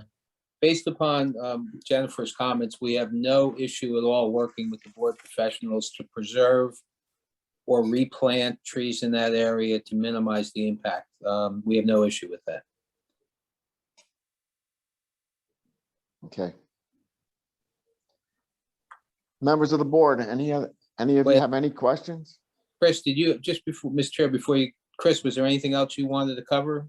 Yes, if I could. Again, we had some discussions about the environmental side. Most specifically was the 150-foot buffer in the southwest corner of the array with that wetland system and potential vernal habitat, Pyland's tree frog. It was asked about a potential habitat assessment. The owner actually had one done back in 2019, and we got a hold of it and incorporated that as an appendix into our revised environmental impact statement. The crux of the analysis was that there was not, they did a study several times during the year, as is required by DEP and normal way of doing things for T&E studies. They never saw or heard the Pine Barrens tree frog, nor did they encounter the proper elements as far as understory, ground treatment, acidity of water in the inundated area. However, they did, even though they didn't find it, they did opine that in the future, this area could be a site where the Pine Barrens tree frog could reside. Therefore, the 150-foot buffer remains and was not contested. In the northern area along Victory Road, initially the DEP had wanted to put a 150-foot buffer there, but due to the study and the results thereof, they determined that no, there was no opportunity for the habitat in that area. One, it was very separated by the lower southeast corner. And also it didn't have any of the other characteristics as far as inundation several times of the year, the acidic soils, the vegetation, et cetera. So that is why that isolated wetlands on Victory Road has a 50-foot buffer and the southeast has the 150-foot. So the threatened endangered species study was done. And again, the conclusion was, the exceptional resource classification has not been disproved because it does possess a quote utilization potential. So that is why we are honoring that 150-foot buffer and not touching it. So we, in my mind, we satisfied that concern in that the study was done by a professional, someone who's qualified to do such study. The study was reviewed by DEP back in 2019. And as a result of the study, they changed their classification of one of the wetland systems on the site. And Chris, just to clarify for the board too, so that the wetlands that abuts Victory Road is, they determined it was isolated, I believe, right? And you Yes. guys are proposing to do some regrading, fill that area, which would be the subject of a GP6, at which time they would review, also re-review that for like T&E at that time, right? Is that correct? That is correct, yes. Okay. And is that all, Chris? Yes. If that's all for Chris, Mr. Chair, sorry. Thank you, Mr. So Chair, I Alfieri. apologize. Just one last comment before I meant to ask it back when we were talking about all the tree clearing. There's the planting schedule and everything shown on the plan. I just asked if the board rules favorably that for the bioretention basins, that like a standard detail be added to the, for the soil bedding and typical plantings within the basin. Yes, absolutely. We will do that. Okay, Mr. Chairman, I have a question for the engineer. board members, Mr. Mertens, go ahead. Yeah, this plan, I'm having a hard time, without, having it bigger. Where exactly is these fire lanes? Is this the ones with all these dots that are like in the middle? Yeah, if you can see the hand waving, I'll trace them around. It's basically Okay, on the okay, perimeter. that's why I just want to clarify Yeah, that. and then cuts through to get access in the middle of the array as well. Okay, so you do have it on both sides of this, the one on the Yes. west side as well. Yes. And the fire department has approved your design for this? Yeah, the latest comment that we got this morning was they want us to, make sure that it will support their vehicles, and we will work with them to make sure we come up with a specification for this turf road that will meet their requirements. Okay, that's all I have for now. Any other board members? Mr. Chair, I'm just wondering, what's the difference between these two greens, the real dark one and the real light one? What's the real light one? The real light one is where we're going to be clearing trees and replacing that with a meadow mix, which is what we called earlier the pollinator friendly planting. So it's still going to be a pervious vegetated surface, but the dark green is going to be the trees that are going to remain. Are you talking about within the grids themselves? Is that the question? No, right where that hand is right now. Yep. All by That's going green. to be meadow plantings, and where the hand is now in the dark green is going to be where trees are going to be, where trees will remain. Okay, I'm looking at it, the lower section of that southern part of the green. Bring the hand down, right? No, bring it up. No, the other way, to the right, Yep. right there. Yes. Now, what trees were there in that light green? Were Like they the species? same as the ones where you're removing all those trees in that square? Here? Yeah, were they the same height? Again, I didn't do the shading analysis. That's what we were given. And again, we said we would work with your professionals to show why we need this. And if we need replantings from a lower height species, we're amenable to doing that as well. Because I see 129 feet going all the way back, but over here you only have what, like 50 feet, and they're still southerly facing. So if you do anything in here, that's not going.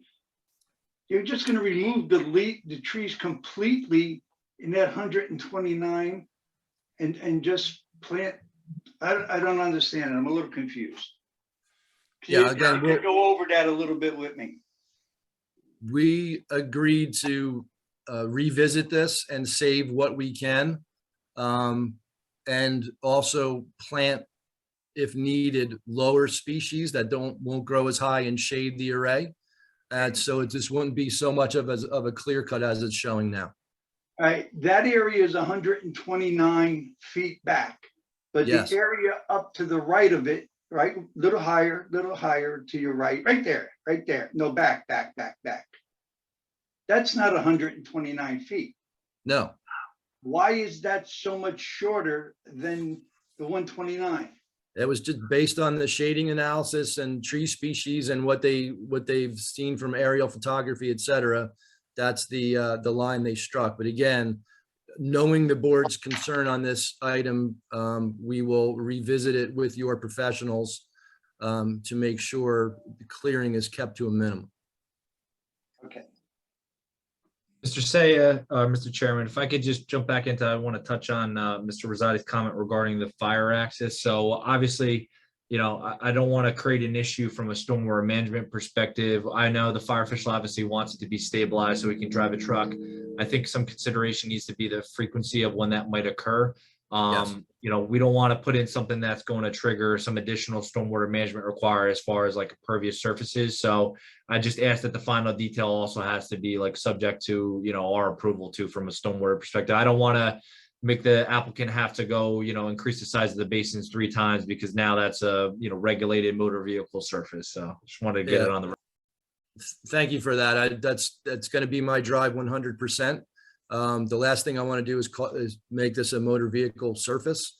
So that's going to be our main goal of hitting both things, BMP compliance and satisfying your emergency services.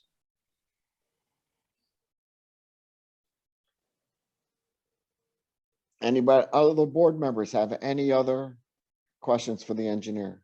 Mr. Say, I think I'm not sure it was for the engineer, and I might be overthinking this, but I'm just curious if, because this is feeding New Jersey natural gas, do we have any BPU thought processes here that we have to think about as far as making decisions?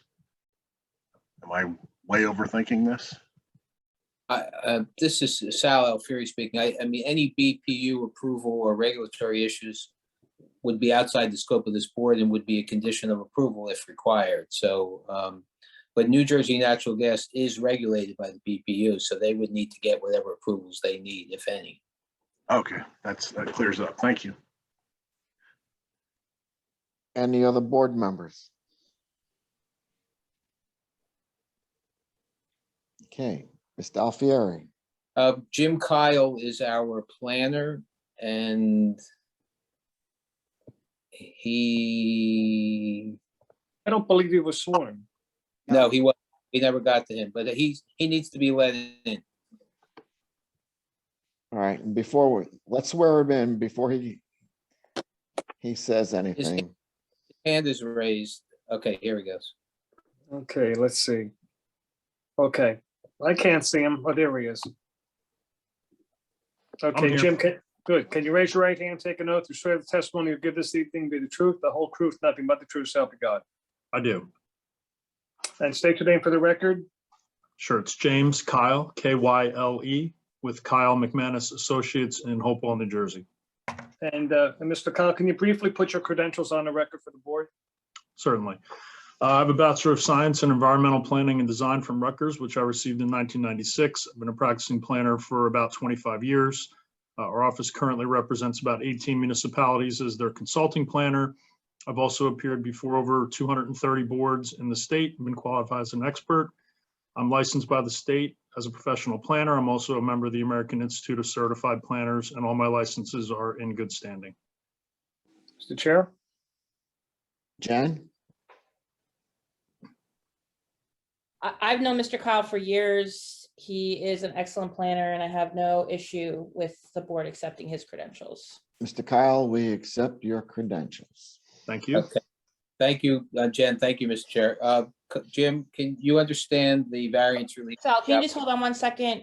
Paul, you wanted to say something before Mr. Kyle started? Yes, Jen, I wanted to know, Did you have anything that you wanted to say before we got to the planner? No, I'm good. Okay, very good. All right, Mr. Kyle.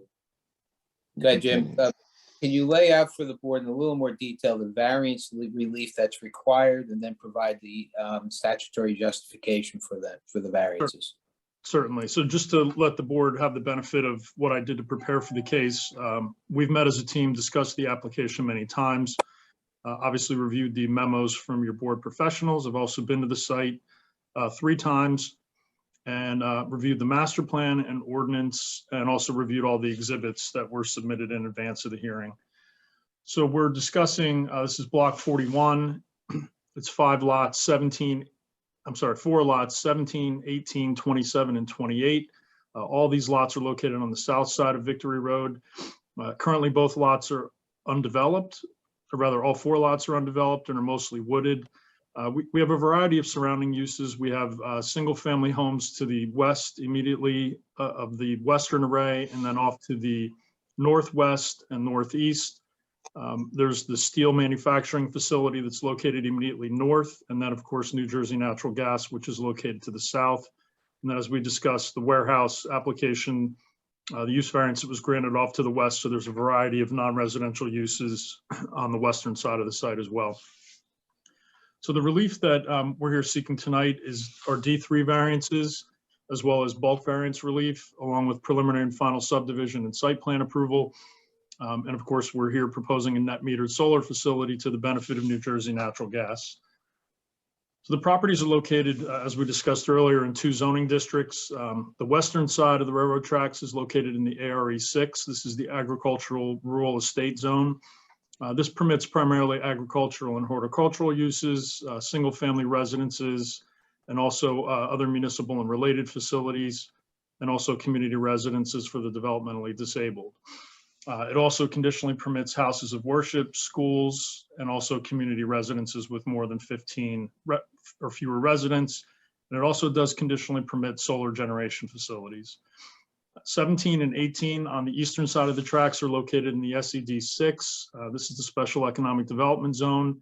This permits a pretty wide array of non-residential uses, too numerous to list, but importantly, it does permit solar generating facilities as a principal use.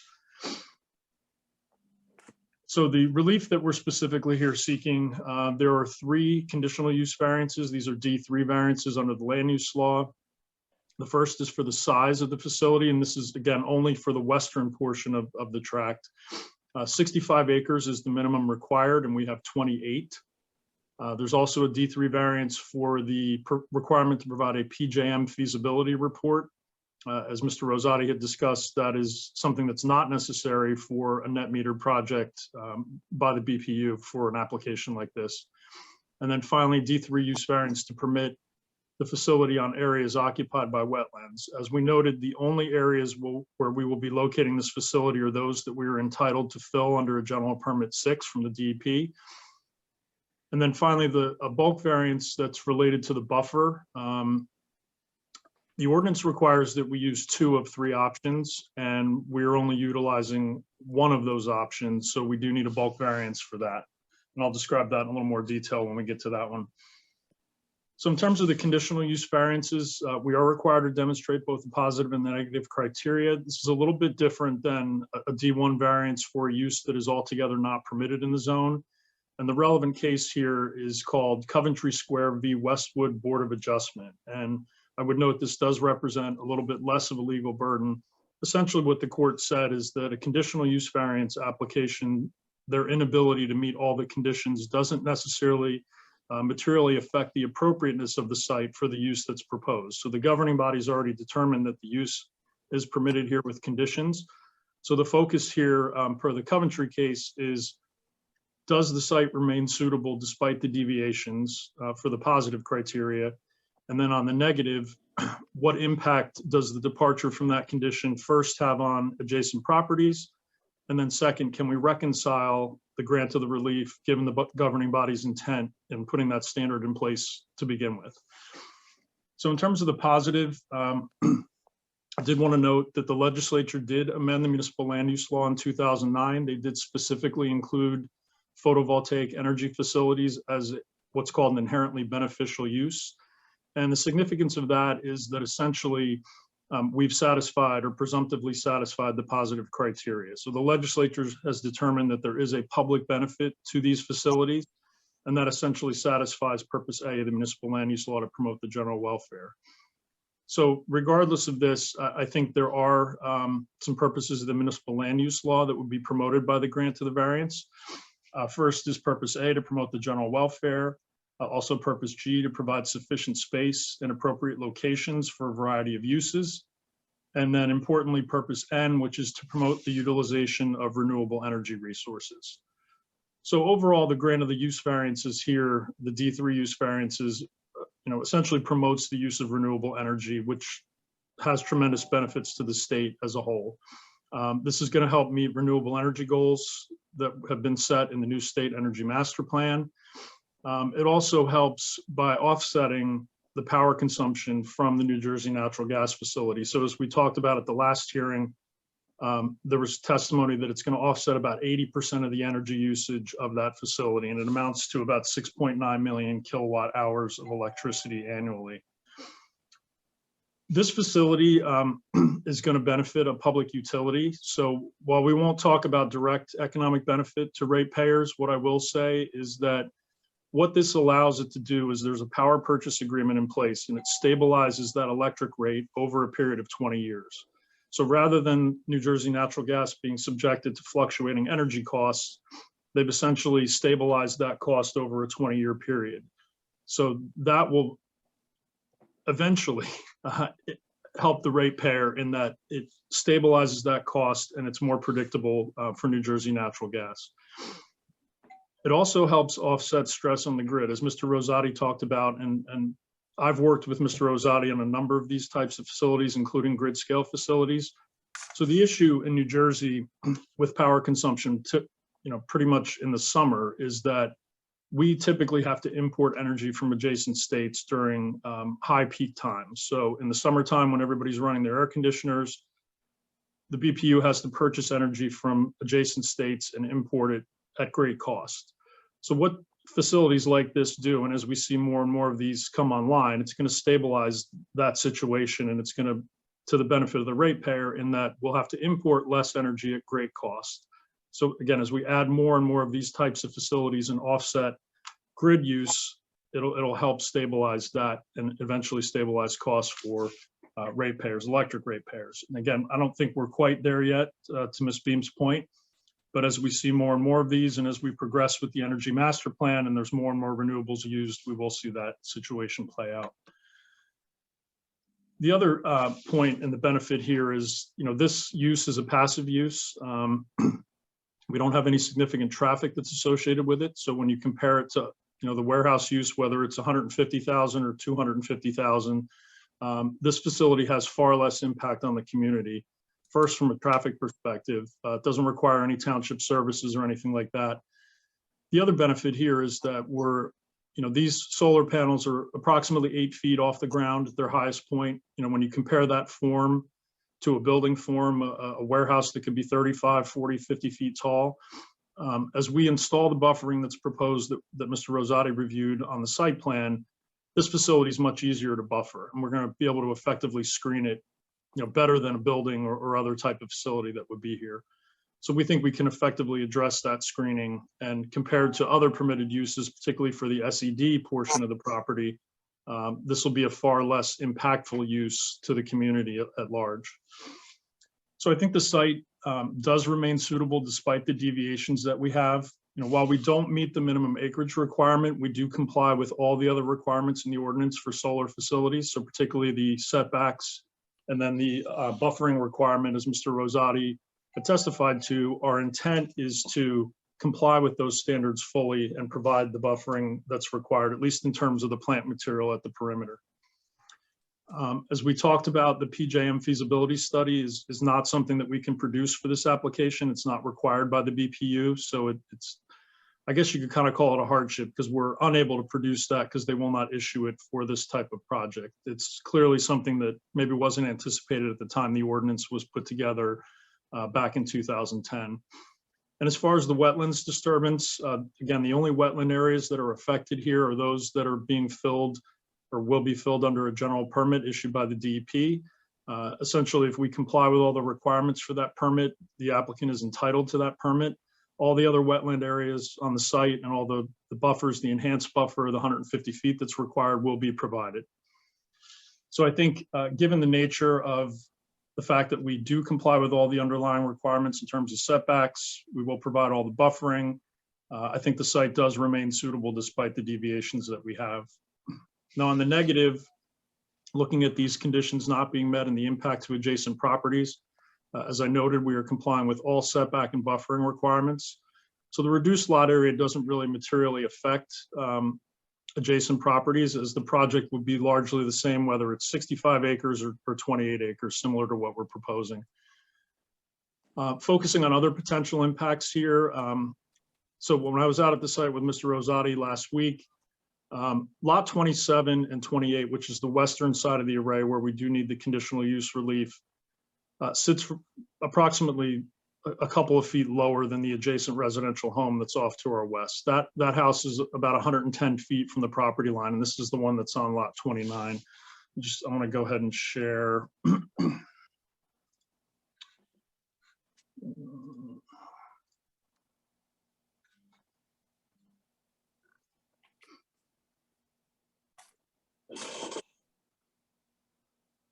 I don't remember which exhibit number this is. This is one that was submitted to Eileen last week. Chris, do you happen to remember what exhibit number this is? Or Sal? I'm looking at the exhibit list now. Well, there's aerial maps over. I think it's A28. Right. A28. Okay, I just wanted to get that into the record. So A28 is the project superimposed on an aerial photograph. You can see the New Jersey natural gas facility off to the southeast, excuse me, the steel facility immediately to the north. So the focus here is on, so these are lots 27 and 28 on the left side of the railroad tracks, and this is the residential home that's located immediately to our west. So the property falls off a few feet from the edge of the property line here as you go off to the southeast. And what that allows to do is, as we leave the buffers intact or the mature vegetation intact and introduce this understory along the edge of the property, it'll allow us to provide an effective screen for that portion, or rather that residential use that's located to our west. So these panels will sit a few feet lower than that dwelling, and then they're only about 8 feet off the ground. So as we install this buffering along the property line here, a 4-season buffer, as Mr. Rosati talked about, a mix of evergreens, this will allow an effective visual screen from the west, as viewed from the west. That in combination with the topography of the site is really going to effectively reduce any visual impacts to the house that's located off to our west. Likewise, and I'll come back to this when we talk about the buffer variance, but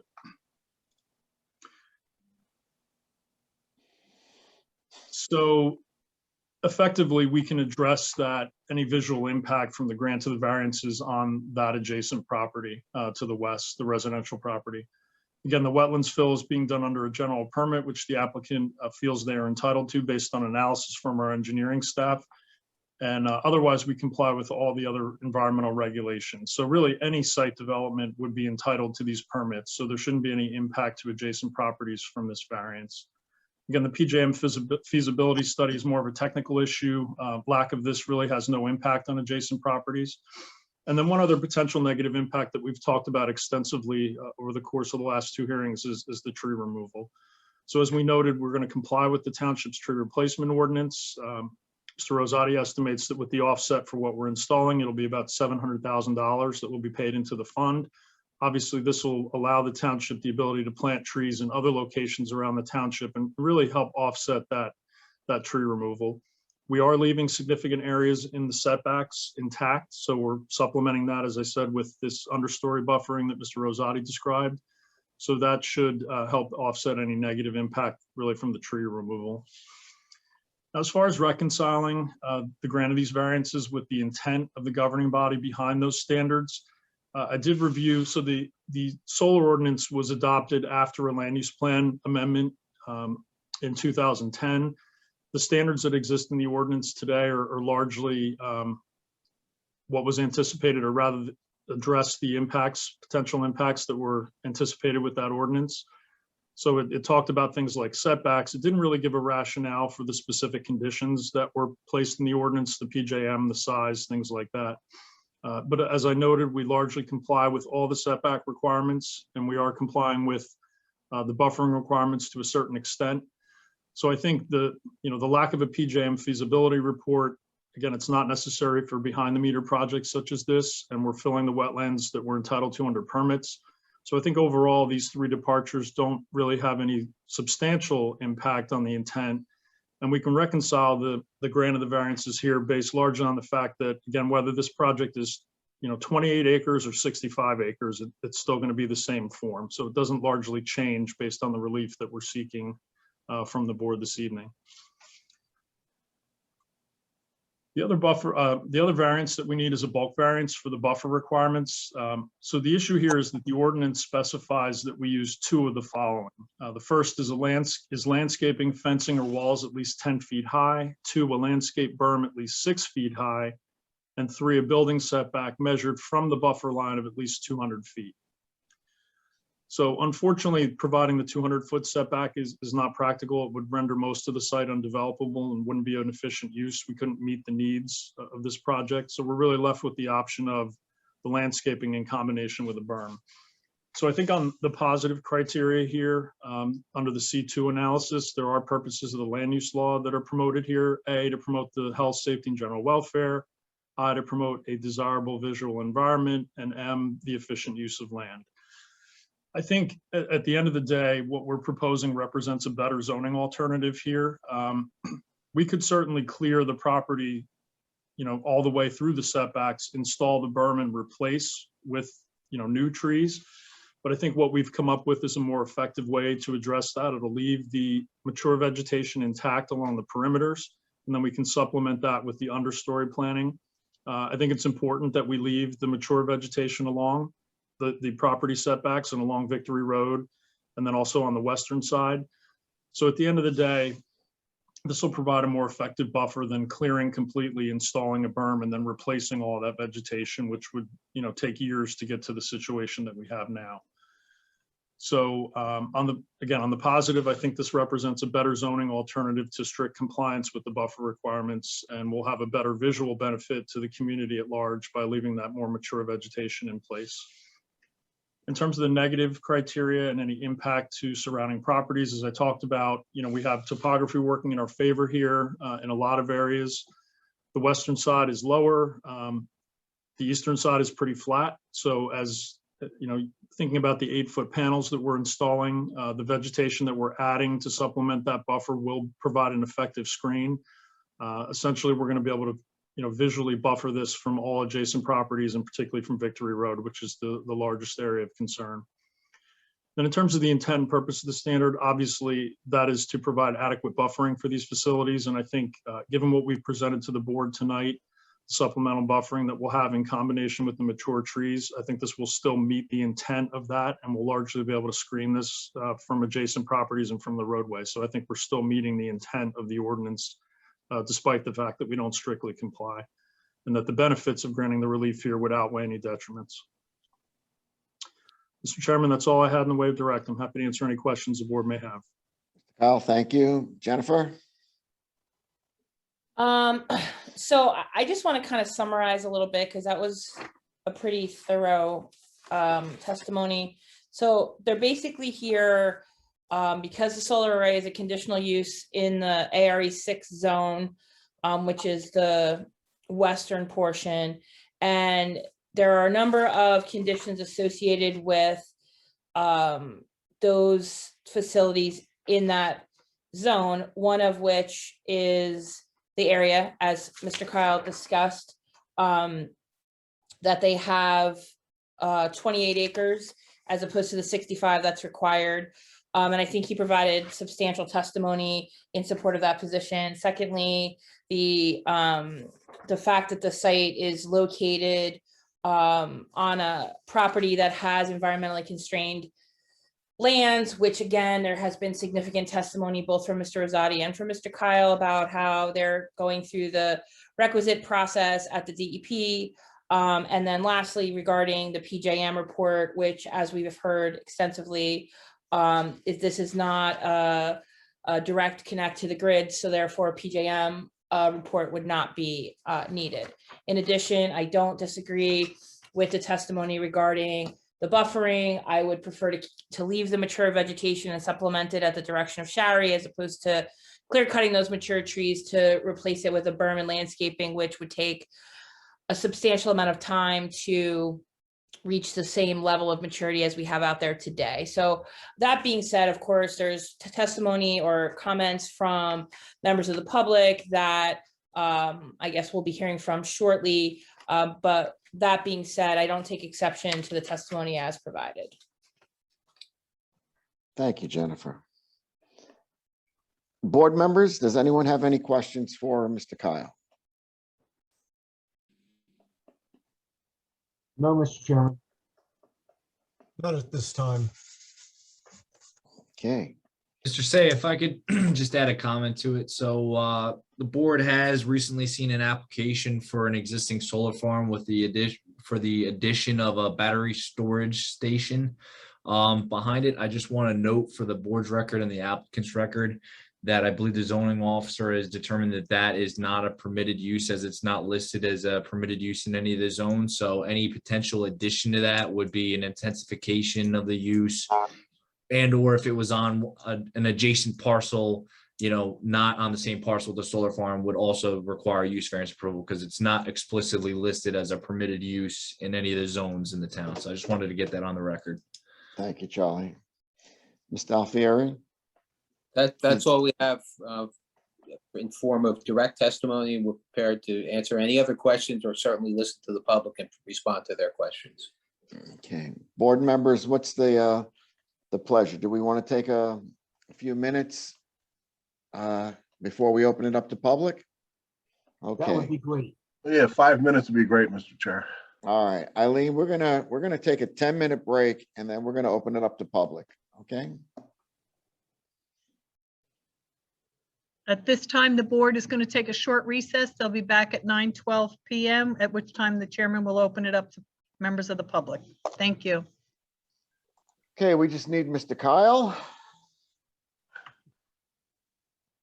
Here he comes. I'm here. Great. Okay, before we open it up to public, zoning board members, any thing that's needs to be clarified for you before we open up to public? Any questions that you may have? Sure. No, Mr. Chairman. All right, Charlie, anything? Not at the moment, Mr. Chair. Jennifer? No, sir. Okay, Mr. Alfieri, we're gonna open it up to public. Board members, can I have a motion to open to public, please? I'll make a I'll make motion that. to open up to public. I'll second that. Mr. Mertens and Mr. Hughes. All in favor? Aye. Aye, ayes have it. Eileen? At this time, the chairman has opened the hearing up for members of the public. Anyone wishing to ask questions or comment on this application, please use the raise your hand feature. We'll bring you into the meeting one at a time. You will be required to have audio and video. You will be sworn in and required to give your name and address. Anyone calling in, please use *9 to raise or lower your hand, *6 to mute or unmute yourself.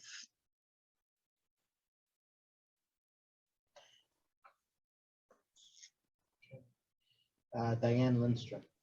We're bringing in Diane Lindstrom.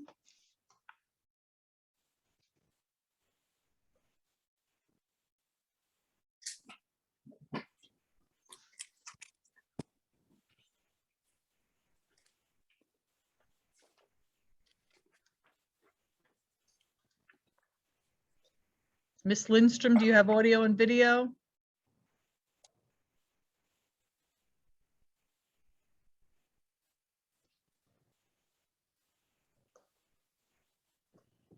Can you click on her and?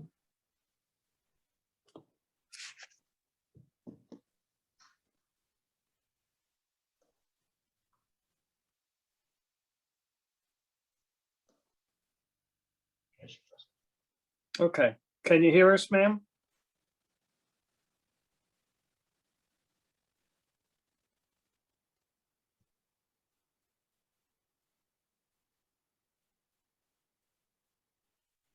She's We- talking, but we No can't audio. hear her. We can't hear you. She's not muted either.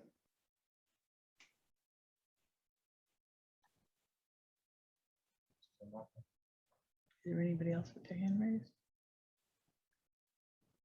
Do something with the microphone. I think she's getting assistance.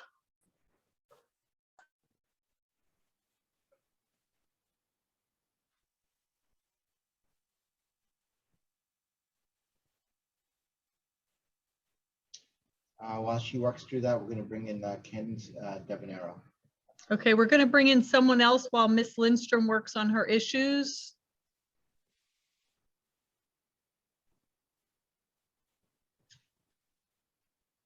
Candace Devanero. We have Candace Devanero. Okay, Candace, can you unmute, please? Thank you. And can you activate your video? There Hello. we go. Hi, raise your right hand. I'll swear you in. Swear the testimony you give this evening and be the truth, whole truth, and nothing but the truth, so help you God. I do. Thank you. State your name, please, and give us your address. Candace Dovenero, 58 Victory Road, Howell, New Jersey, 07731.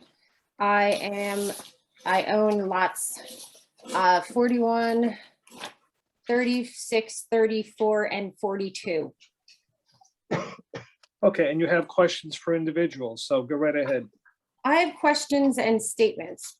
There are several concerns that we've heard about runoff water. This property, this whole side of our street. In fact, Victory Road as a whole has a lot of drainage issues that have yet to be rectified. So you are going to remove approximately 40% of the 28 acres are in an ARE 6. Okay, 40% of the woodland that you want to remove are in an ARE 6. You're also covering up wetlands. My dogs are eating right now. I locked them up because I thought I was going to get to speak earlier because I go to work at 5 in the morning. So getting back, we are very concerned about the extra groundwater, the runoff water that Victory Road already has an issue with, as well as the woodland issue. I'm woodland, forestry management shelter, a part of the stewardship plan. And I am part of the USDA NRCS equip program. So I have 9 acres of woodland stewardship management property, which is less than 660 feet from lots 27 and 28. So I'm significantly very close, Callie, stop, to this project that you are allowing to be built on 56 acres, which you're allowing on 28. I believe the other 8 that were allowed, based on my calculations, were just put in there to make it look better. So you have Ms. Devanero, 38, sorry. We open it to public so that the public may ask the applicant, the professionals, their questions. Okay. Do you have any questions for the planner, the engineer, the lawyer Okay, of the application? perhaps, actually the town, basically, are we going to make sure that there is no runoff water that will affect any of the surrounding people, hence myself and the rest of my neighbors who live on Victory Road? That is going Mr. to Alfieri? our septic. I'm sorry, ma'am. I didn't mean to cut you off. And I'm hearing your concerns. Mr. Alfieri, I would think that the concerns, with your permission, could be addressed by Mr. Rosati. I mean, it's not an issue for the town. It's an issue for the applicant whose burden it is to move forward. And I think perhaps he would be the best one to attempt at least to answer the questions that are posed. Do you agree? Agree. Chris? Absolutely. Sure. I will bring up an exhibit.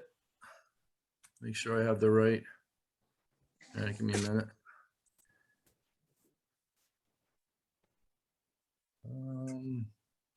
Yeah, I'll bring up this one. Going to the rendering of our site. From a general stormwater standpoint, on any application, I'll get to this one specifically in a minute. We have rules we have to follow that are dictated by local ordinances and state ordinances as well. Correct. One of those criteria is that we cannot negatively impact surrounding properties. We cannot increase stormwater runoff to adjacent properties, and we have to kind of take care of our own business, so to speak. So the site stormwater management facilities have been designed to do just that. What I testified earlier was we have a system of several best management practices elements. Most of them are a sump system with groundwater recharge. So there will be no runoff leaving the site. It'll be basically perking back into the ground. The specific elements of this site are such that as our westerly array, which is on the west side of the railroad tracks along Victory Road, which is the closest array to the resident that's on now, we have a unique situation here where the bulk of that property is several feet lower than our adjacent properties, and we are a large bowl, so to speak. So we actually accept runoff from other properties onto ours and recharge it into the ground. And that's in the existing condition, and that will be that way in the proposed condition as well.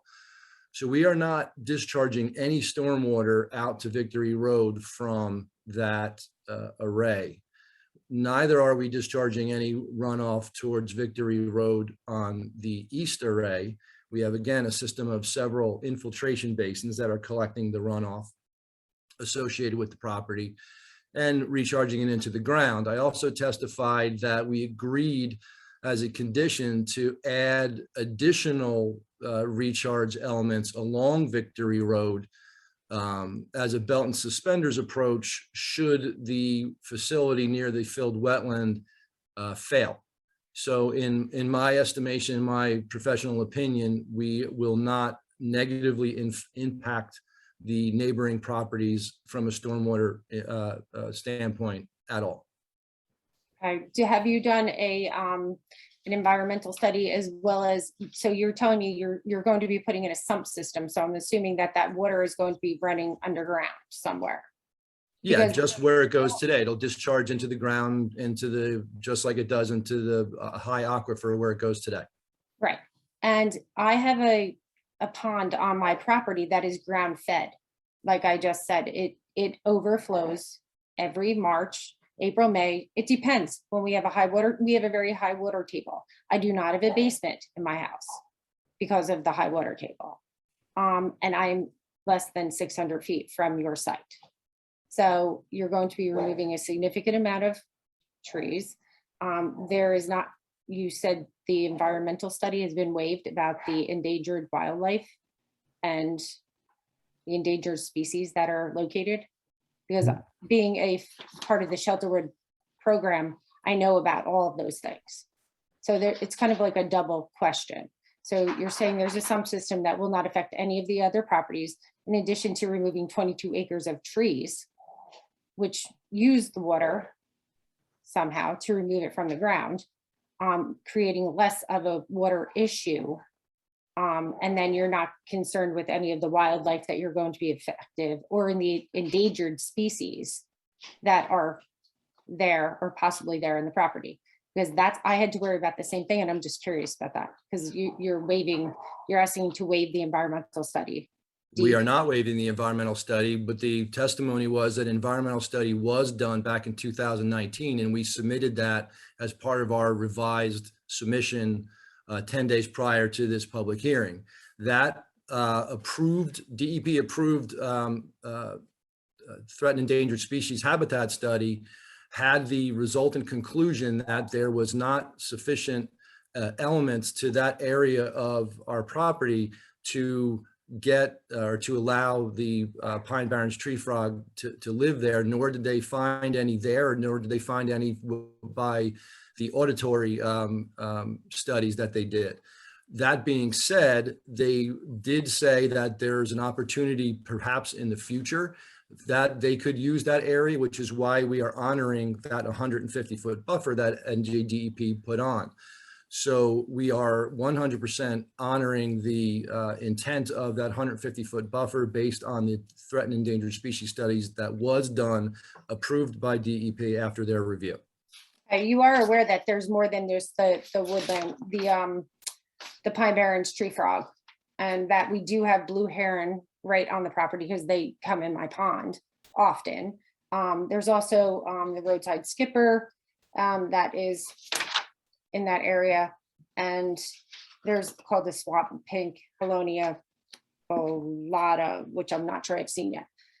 So there are several species indigenous to this area that that are almost extinct. So it's something that I know the blue herring is there. I have pictures of them right in my pond, which is less than 600 feet from your site. So I've walked your area, not on purpose, just because we're going for a walk. But it's a major concern.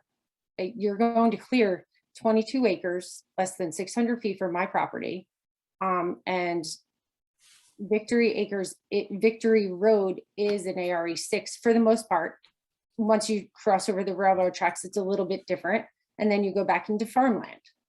I don't know how much of it is SED. I am a realtor, so I will check that tomorrow. I was only I believe I just thought that Stavola's property, which is on both sides, right before the curve, was possibly the SED. I know the rest of the property that I've seen is farmland. There are no warehouses on Victory Road that I've seen. So I don't know how a warehouse would affect us. I don't think that would be possible because whenever either street is blocked, there's a significant increase in traffic. And I don't feel that that would be acceptable, especially since we're in ARE 6. There's a reason why people on the street bought on the street so that we could have more than 6 acres. I have 9 acres. So if I could just jump in on that, I do want to confirm, and I'm not opining about the warehouse at all, because I think Charlie correctly jumped in to say, well, it's a permitted use in the SED, to assume that 200 some odd square feet would be able to be put there is, remains to be seen. But the area that's east of the railroad tracks is zoned SED, and so a warehouse is a permitted use in that zone. Once you cross, as you're correct, once you cross the tracks, it becomes ARE 6. So the western array, as they've been referring to it, that 28 acres on that side of the road is in the ARE 6. You are absolutely correct. So the 28 acres that you're talking about, but then you're talking about 4 acres, which is 40%. Because if you're using your 20 acres, you have 20 acres and the 8 that are in the SED 6. That's 40% of what you're trying to utilize to turn into a SED. That's 40%. That's a significant amount. I'm not opining on it one way or the other. I work for the town. Hostile, but this is my home. I understand. I built a huge house, and this is my life. I understand that, and I'm not opining one way or the other, whether I agree or disagree with what you're saying. I was just clarifying the zoning. Oh, no, I agree. Thank you for doing that. So that was it. But the applicant has the burden to prove to the board that this is something that is appropriate at this location. And I also noticed on the list of people who were notified, I believe there was only 2 residential people who were notified. The rest were no one besides the 2 residential humans that were notified on the list. I wouldn't even know, honestly, well, except that I saw one of my ex-students who now works for the solar company and told me he was doing a study. So that's how I found out. And then my neighbor was kind enough to give me all the rest of the information. So I think that Victory Road is a very agricultural road, hence ARE 6, not SED. if you have to speak to anyone who lives on that road, we are all ARE 6, not SED. So I think that you're going to need to like, yeah, 40% of the land is ARE 6. I'm gonna go with that. And the runoff water and your underground water is a big issue because there is a water problem there. I want to know exactly. I'm not really satisfied with a sump system that you said that you're going to sump system, and that you feel that the belt and suspenders are going to hold it all up. I'm not really positive with that because we do get flooding there. My pond does overflow, and it's a ground fed water source. Yeah. Would you like to explain any of that? Well, And also, and with the other thing, I have one more small thing about wetlands being filled in. When has that ever been acceptable? that's been acceptable since 1987 when the wetlands regs first came out. We are allowed to fill by DEP regulations an element of wetlands that's considered isolated up to an acre. So that is 100% allowed by rule, and we will be reviewed by DEP, and they are the arbiters of whether or not we can do such things. Because I did screenshot those areas, and I will look at them tomorrow for the typographical. I don't. And again, the final arbiter for any wetland anywhere in New Jersey, in any town, any city, whatever, DEP has the ultimate say over what is wetlands, what is not wetlands, why a wetland has a 50-foot buffer versus a 150-foot buffer. You talked before about Halonia spallata, which is swamp pink. Now, when the DEP goes out and verifies a wetland, they go out and look for elements such as the swamp pink, or in some areas, a bog turtle or whatever. And that's how you get those increased buffers. So we have the increased buffer at the southwest corner because we have the potential habitat for the Pine Barrens tree frog. The other items you mentioned, the grass is indigenous to the home of the. Finish answering your question, please. So, yeah, thank you. We talked about the habitat with the frog. We had a certified surveyor, wetlands or threatened endangered species specialists go there and went back and forth with DEP, and they agreed with what his assessment was, which we've got the 50-foot buffer on the north isolated wetland. And because that we have the potential for future habitat for that frog, we have the 150-foot buffer that we're honoring. And that is in accordance with all DEP regulations. And we're not asking for any waivers or any change or any adjustment to that. We are honoring that 150-foot buffer 100% through that whole wetland area. Again, with the stormwater management, again, we have rules to follow. The rules are established by the state, by the local municipalities, and we are following those rules, and our stormwater management is compliant. We are downhill from the areas to the west of our array, to the effect of almost 10 feet from our closest neighbor in that area on the westerly array. Also on that westerly array, there are no wetlands over there. The wetlands are associated with the east array only, not the west array. So is my professional opinion, I said it before, that our stormwater management is compliant with both local and state regulations and the best management practices. And we will be reviewed by DEP and expect to get approval from them as well.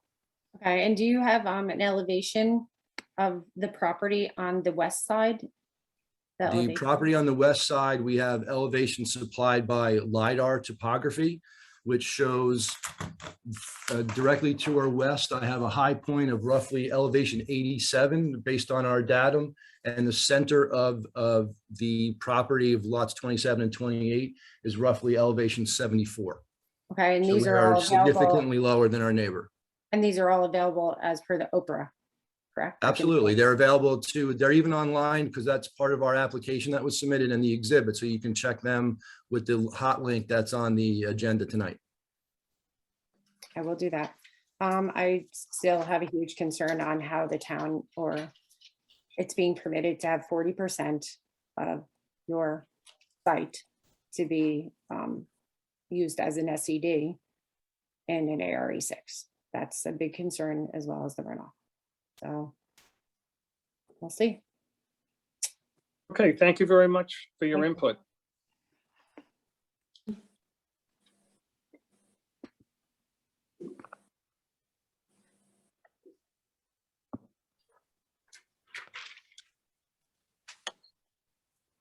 Eileen, you're muted. Muted, Eileen. We have Betty Gimbel coming into the meeting.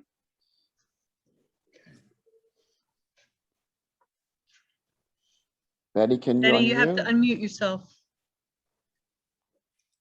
Apologies, can you hear me now? We We can, can hear yes. you. Would you raise your right hand, please? I'll swear you when you swear the testimony you've given this evening be the truth, whole truth, nothing but the truth, so help you God. I do. Thank you, ma'am. And may we have your address, please? 97 Victory Road. I am Okay. directly across from the project site. Okay. Questions for the applicant's witnesses? I do have a statement which includes some concerns and some questions, so I was hoping that maybe the applicant can take a couple of notes as I read through and then touch on some of those points. Sound fair? Yes. Okay.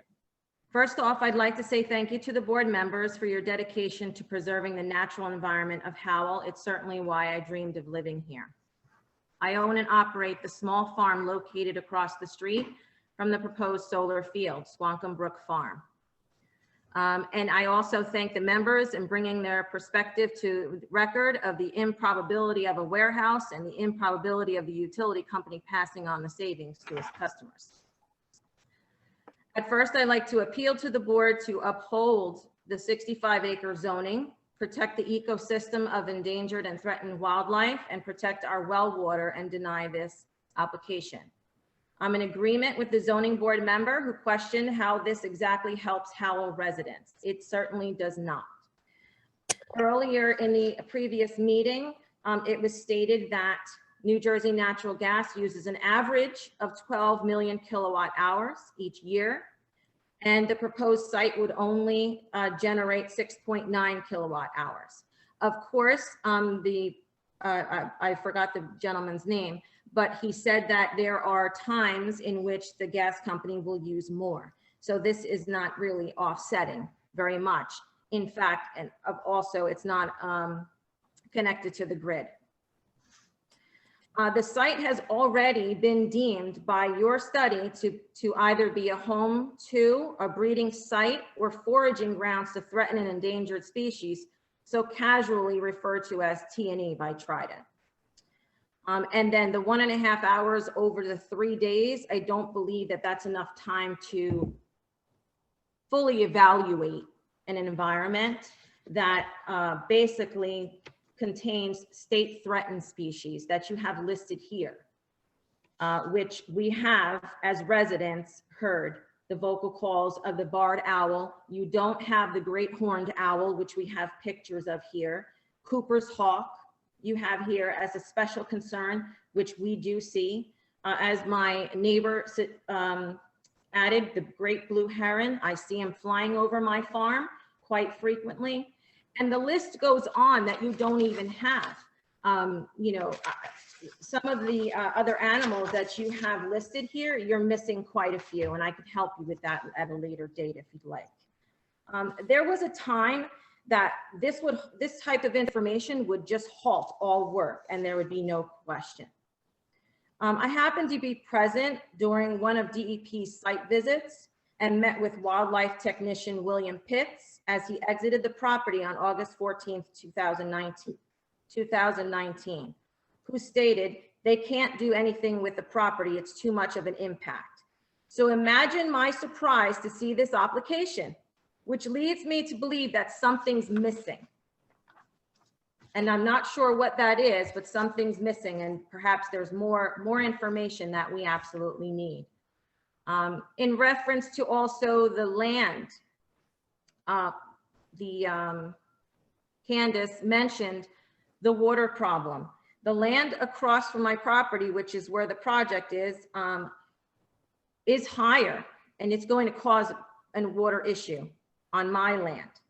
In addition, when the land, I have 6.5 acres. When it was first subdivided, the owner was not allowed by the planning board to put a recharge.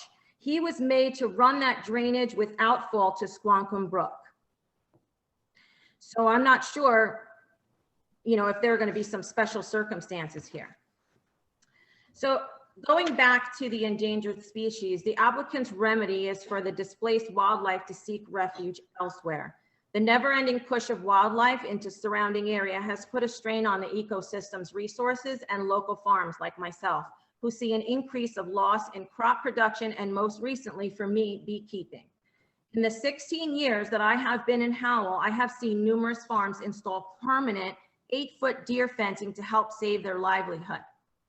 And that is what you're also proposing around this project, is a fenced-in area that is going to block the wildlife from moving and migrating, which is just going to end up on my land. In addition, the mature trees, the loss of the oak trees, the loss of food. It takes 20 years for an oak tree to mature to produce the acorns and the towering pines that you see there. The dismissal of this land due to the disturbances in your study in the 1950s only shows a comeback, not a loss. It's silly to think that planting young trees would remedy this. If the applicants think that planting a buffer will suffice, I encourage all the members to visit the solar site on Fairfield Road and on Squonkam Road. And then there's something even more important to us, is that we're all on well water. We know that there are studies that have been done and research that when the rain hits those solar panels, those toxins leach into the fields. And you have galvanized support posts as well. So what is going into the ground that's going to eventually be pumped in by my well? And also, what about the vernal pools that you're leaving? Isn't that going to, have an issue there as well? I also appreciate the council member who requested the pollinator mix. But those flowers will also be absorbing that tainted water, and which will most likely compromise the nectar and then the quality of my honey. I'd also like the board members to please keep in mind that this property is less than a mile from 2 new home developments that trees were cleared, and is also not too far from the proposed fountains project. Those projects are for residents, while this only reduces an electric bill for a utility company. Where have those animals gone in those projects? Definitely displaced, because I can tell you that I once had 1 herd of deer on my land. Now I have 4 coming in all directions, and I can't keep up. Lastly, it sounds like the board is quite knowledgeable about the solar panels. I'm also in agreement with the chairman who questions the disposal of these panels after 20 to 25 years. I did hear the gentleman in reference to recycling. I also did some of my own research, and was also able to find that these systems are so complex in the way that they are put together, and I guess the glue or the material, that it makes it very difficult to pull them apart.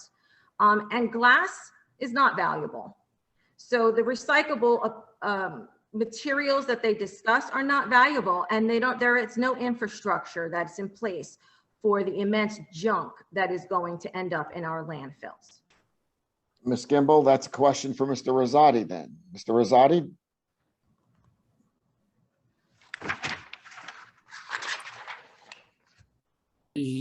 Were you talking specifically about recycling, or there's a bunch of things in there? Yeah, you can start from the top. Well, again, my testimony is the elements are recyclable. Glass is 100% recyclable. Whether you think it has a value or not is immaterial. The question was, are they recyclable? And 100% it is.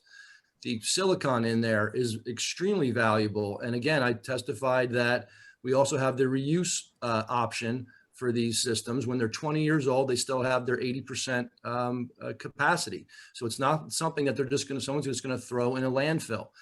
I also testified that the infrastructure for recycling is relatively new because the panels themselves are relatively new. So to say that it's not a recyclable because there's no infrastructure there, there is infrastructure there, albeit a young one.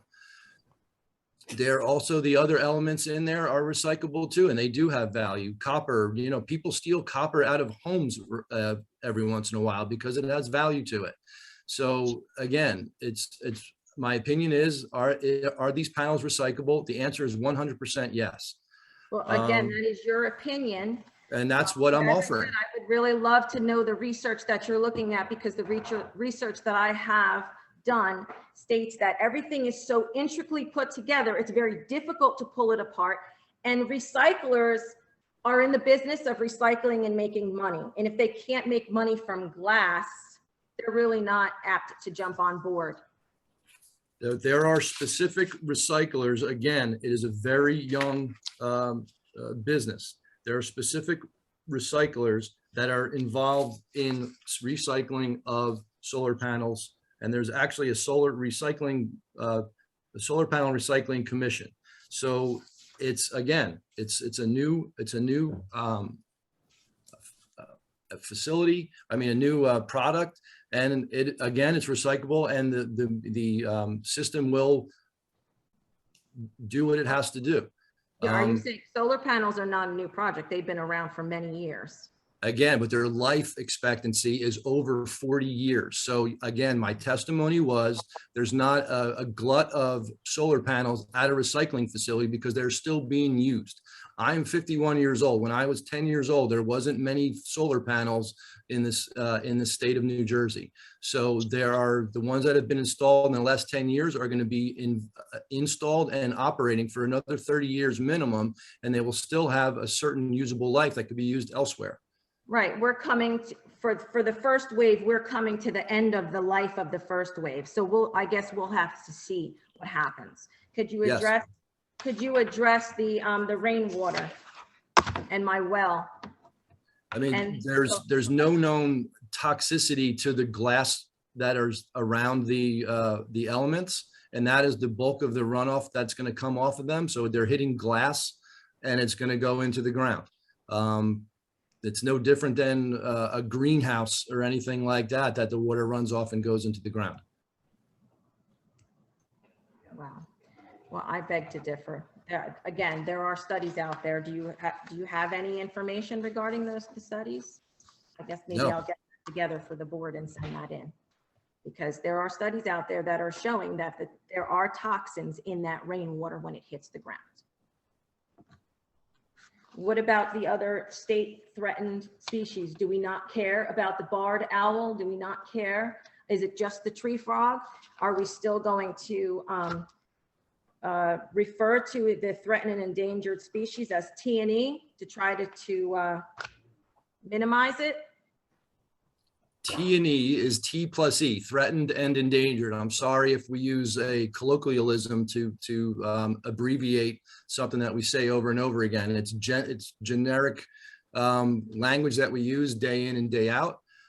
We do care about the threatened and endangered species, which is why we didn't argue with DEP on the 150-foot buffer. We are honoring that buffer, and they are the arbiters of the buffer based on what habitat they find in the site and proximate to it. So to say that we don't care about the environment is incorrect. There's no known, I don't think the barred owl was listed on the heritage database search. The main thing was the Pine Barrens tree frog, and the owner of the property in 2019 hired an expert to research that. And I already talked about his findings and the reason we're honoring that 150-foot buffer. Right, so so it was 1.5 hours for 3 days. And it's on your list. The procedures and requirements are stipulated by DEP, not by me. And he followed those rules, and the DEP reviewed and agreed with them. Well, I just want to put that on the record. And then also, I still think that you're waiting for DEP approvals on certain things. Didn't you submit some information? Yes, and that's no different than any other project with land development that an outside agency is required for ultimate final approval. Okay, so they're not 100% on board right now, to be safe, right? I can say that, yes? Sure. And to address your comment about the technician who was on site that said nothing can go here. No one from DEP has the authority to say that. The DEP they have to review things, and they have supervisors that review their work. And then it comes to the town professionals and the board. So someone just walking in the field saying nothing can be here, there's no way you can rely on that as any sort of factual statement. Oh, so I can't rely on a DEP representative? I would not. If someone says nothing can go here, they have, without knowing their credentials or without reviewing any I'm sort sorry, of their report. credentials, he was in a DEP truck and he is on the website and he's a technician, a wildlife Okay. technician, so I can't take his word? But you don't have to debate that. You're getting a DEP permit. I don't believe that the statement was made in the correct context, and the DEP is the ultimate arbiter, as you said. Okay, Not that- can you address the kilowattage then? 12 million kilowatts per hour, and that's on an average, not including when you're in, the summer or the winter or whatever, and then you got the 6.9 that it's producing. If the question is, are we producing 100% of the necessary power? We never said we were producing 100%. You're saying you're producing 80%.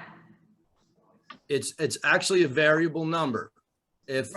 If we are at a time where it is a mild winter and they don't have to store as much natural gas at the site, then they're not going to use as much power. If we're going to get a month long of 15 to 20 degree temperatures and everyone's running their furnaces a lot more than usual, then they're going to be using a lot more than what this grid can produce.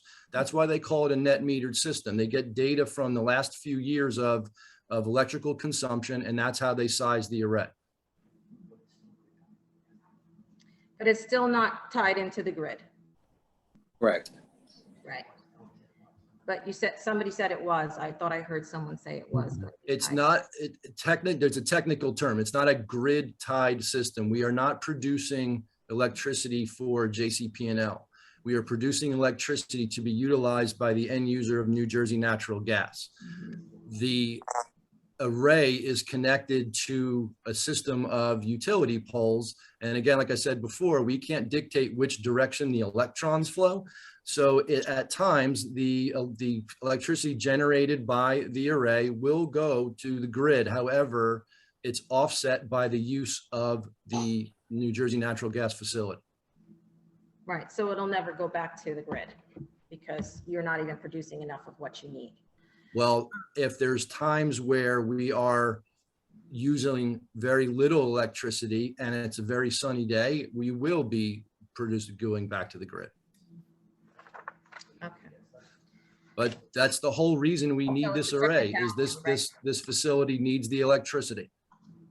Oh, I know the facility needs the electricity. I know that the facility needs the electricity. Okay, but what we need as residents is our environment, is our safety for our water. It's your opinion that the toxins, because there's no study. Then why am I reading studies that tell me about toxins coming off of solar panels? Am I making this up? No, I am not. I assure you. In addition, I'd like the board to also take into consideration, Diane Lindstrom could not get back into the meeting. She did send me, and I will show you that it is from her DL, so that I am not speaking for her. Is that okay? Mr. Tropoli? She is basically saying, she One brought up- second, Miss Gimbel, 1 second. Listen, she can summarize what the other party wants to say, but I would strictly see it as a summary, because really this is her testimony. These are her questions. And quite frankly, there's a limit to what she can testify about with other people. So, ma'am, I am going to direct you in that regard. If you want to just give the substance of that and incorporate it into your testimony, fine, but do not read somebody else's testimony. That's fine. So I also want to add then to mine, because it obviously affects me. Again, the benefit only goes to New Jersey Natural Gas. And once those trees are down, I'm going to have a clear view of that New Jersey Gas tower, which is going to really significantly affect my property value, along with everyone's here as well. And I'm gonna again reiterate, an hour and a half over 3 days is not enough to see the benefits and the enriched wildlife and the beauty that is across the street from me. And that those wild turkeys that you don't have on your list, I guess they don't matter because they go in and out of that area across the street. And it's just an abundance of wildlife. And I, again, plead with the board to please preserve the natural environment, especially when we have 2 developments going on Maxim, and we also have one on Oak Glen, where all of that land was cleared for homes. And now we have all of the wildlife moving in this direction, and not maybe a couple of miles down the road, the fountains are in our future. And so, I mean, where is our land going, honestly? Where is it going? For solar, which I don't completely agree with. I mean, I don't understand how you can say that solar is green and yet you're wiping out land. You're wiping out trees. You're wiping out 20, 50-year-old trees that are producing food for our wildlife. The only thing I could say in response to that is that you make it sound like by stopping the solar, nothing's going to happen there, and that's the last thing that's accurate of what you said. Well, don't try and scare me with a warehouse. Please don't try. I'm not trying to scare you. The reality is that the property to the east can be developed with warehouse, and the property to the west could be developed with homes. So something's happening. This property is only one home because we are ARE 6. So only one home. 6 acre zoning, right? So the point, and that home, I'll take one home over your solar panels. and that homeowner can clear the entire property. No, they can't. Not in Howell. You try and do something. So the point is that the woods that you like there are not going to be woods forever. So something's going to happen there. Listen, Howell does a great job with protecting their mature trees. So Okay. I don't know. I think I'm going to bet on Howell and not on Okay. the.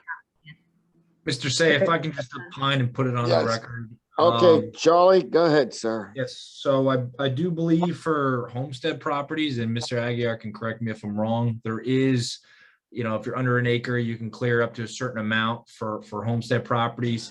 So, even if that was a residential property west that was developed, compliant with ARE 6, to say that you'd be able to clear that entire property to the scale of what's being proposed, I don't think you'd be able to do that. Like I said, there's certain exemptions for homestead, but I think it's like an acre or less, if I'm not mistaken. I believe you're correct, Charlie. Thank you. Thank you. You are the best. Ma'am, is there anything else you'd like to say before we move on, perhaps to other individuals? No, I have full faith in my board. Thank you. Thank you. You're welcome. Thank you very much. Mr. Chair, I just want to explain, as I keep my camera on because I want to make sure people know I'm present. I have a cramp on my leg. That's why I'm getting up and down. I just want to explain that so no one thinks I'm not listening. That's fine. I got it. Thank you, Matt. Thanks for the All right. understanding. You're welcome. Eileen, anyone else? You're muted, Eileen. Yes, we brought in Darren Nielsen. Darren, can you turn on your audio and video, please? Mm-hmm. Yeah.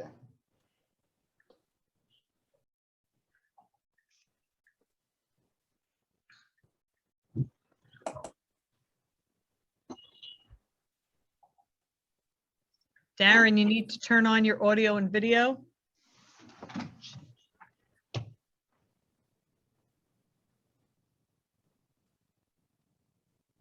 There he is. No. There. Okay. I had a critical malfunction on my computer, so I'm having to do this with my phone.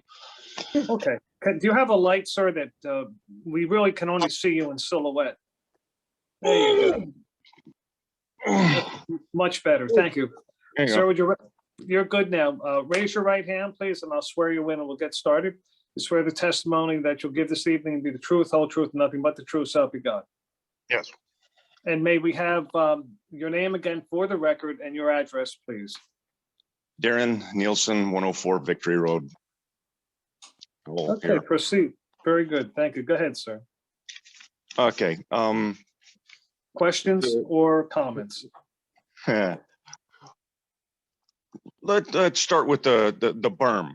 Okay, we're going to put a berm around the whole thing, and then we're going to talk about water runoff, and we're the whole water runoff, and it's just going to be what comes off, and it's going to go right into the ground. And then from my property, okay, we've admitted that, yeah, a couple feet in height variation. Yeah, my view out of my back window is going to be a gosh dang solar panel. Even with a 10-foot fence, I'm going to be looking at solar grids. That's heartwarming. But hey, at least my neighbors will be as quiet as a cemetery, I guess. Don't know about the resale value. Okay, the berm. Water's coming off my property, going on to there, but there's a berm. I guess it's not going there. Where's it going? Oh, it's going into the road. So let's just cut to the chase on that one. There's no Now- berm. Let's cut to the chase. There's no berm that we're proposing at all. The testimony was we could put a berm, but we're not. So your runoff is actually going to come onto our site, just to clarify. Now there's no berm. Okay. There Must never have was a been berm. last week when you were talking about that. Okay. There never was a berm on our plan. It's a cute picture, shows lots of grass. How's that grass maintained? It's a meadow mix that gets cut probably quarterly. So it's more of a meadow that's left on its own. Okay. Last week in your testimony, you were saying about, if it ever gets to a point where it's no longer needed, it's, it basically grows back pretty quick on its own and everything. I can agree to that. Yeah, there's a lot of natural, stuff springing up all the time. How do you keep that in check? Again, it's going to be cut several times a year, and that's what keeps everything in check. And if there's issues with invasive species, they get removed. Okay, so I'll be dealing with lawnmowers a couple times a year during the summer. Okay, and yeah, the topographical map. Yeah, I'm really not too happy about seeing that. And even like I say, you put a 10-foot fence up, I can see right over the top of it. Has the Fish and Game been notified of this? How is this affecting with the Fish and Game and our rights of the area to be able to hunt premises? To hunt, I believe it's private property, and I believe it's posted against any sort of hunting. Okay, well, I'm sure that's an issue that the township's going to be looking at, where however this thing goes, well, if it gets approved, there's going to be issues. I can guarantee you that if you've had people here on a Saturday or Sunday. Another thing that's kind of catching me, east of 547 is a huge solar farm. Is that not tied into their purposes? I don't believe so. I believe that's a grid tied system. I'm not sure. Can we look into this? I will text my applicant right now and I will let you know. Chris, the issue is that these panels have to be contiguous in order to service. They are. Look at your satellite picture and follow the bare lines that go over, and you see where they're tied into the lines at the railroad track. Okay, so I'm curious, with a huge solar farm that's over there, plus you're needing more over here, but we're claiming that it's all going to be used just by there. Oh, in case we decide to change our mind, which was last week's testimony, then it can get sidetracked of all the state laws and just be fed into the system. Need to look into that. So my concern is that if we've got a company that is such a power sucking device that it's going to turn my home into a tactical bullseye, I got a problem with that. Okay, I'm not happy with a frozen liquid tank towering over my head. Thank goodness I'd freeze to death before I burned if anything happened over there. But now we're going to surround the area with solar panels that we're claiming that, oh, well, they work really good. They're really efficient, but we need 150 acres to do one building. I say, if that's the case, let's get rid of the gas company. That's my testimony. Thank you for your time. Thank you, Mr. Nielsen. Eileen? Please take me serious about finding out how much they're using to how much it's producing, because I'm seeing some people getting a little wool pulled over their eyes here. Thank you. Thank you, Mr. Nielsen. We're going to bring in Kathy Novak now.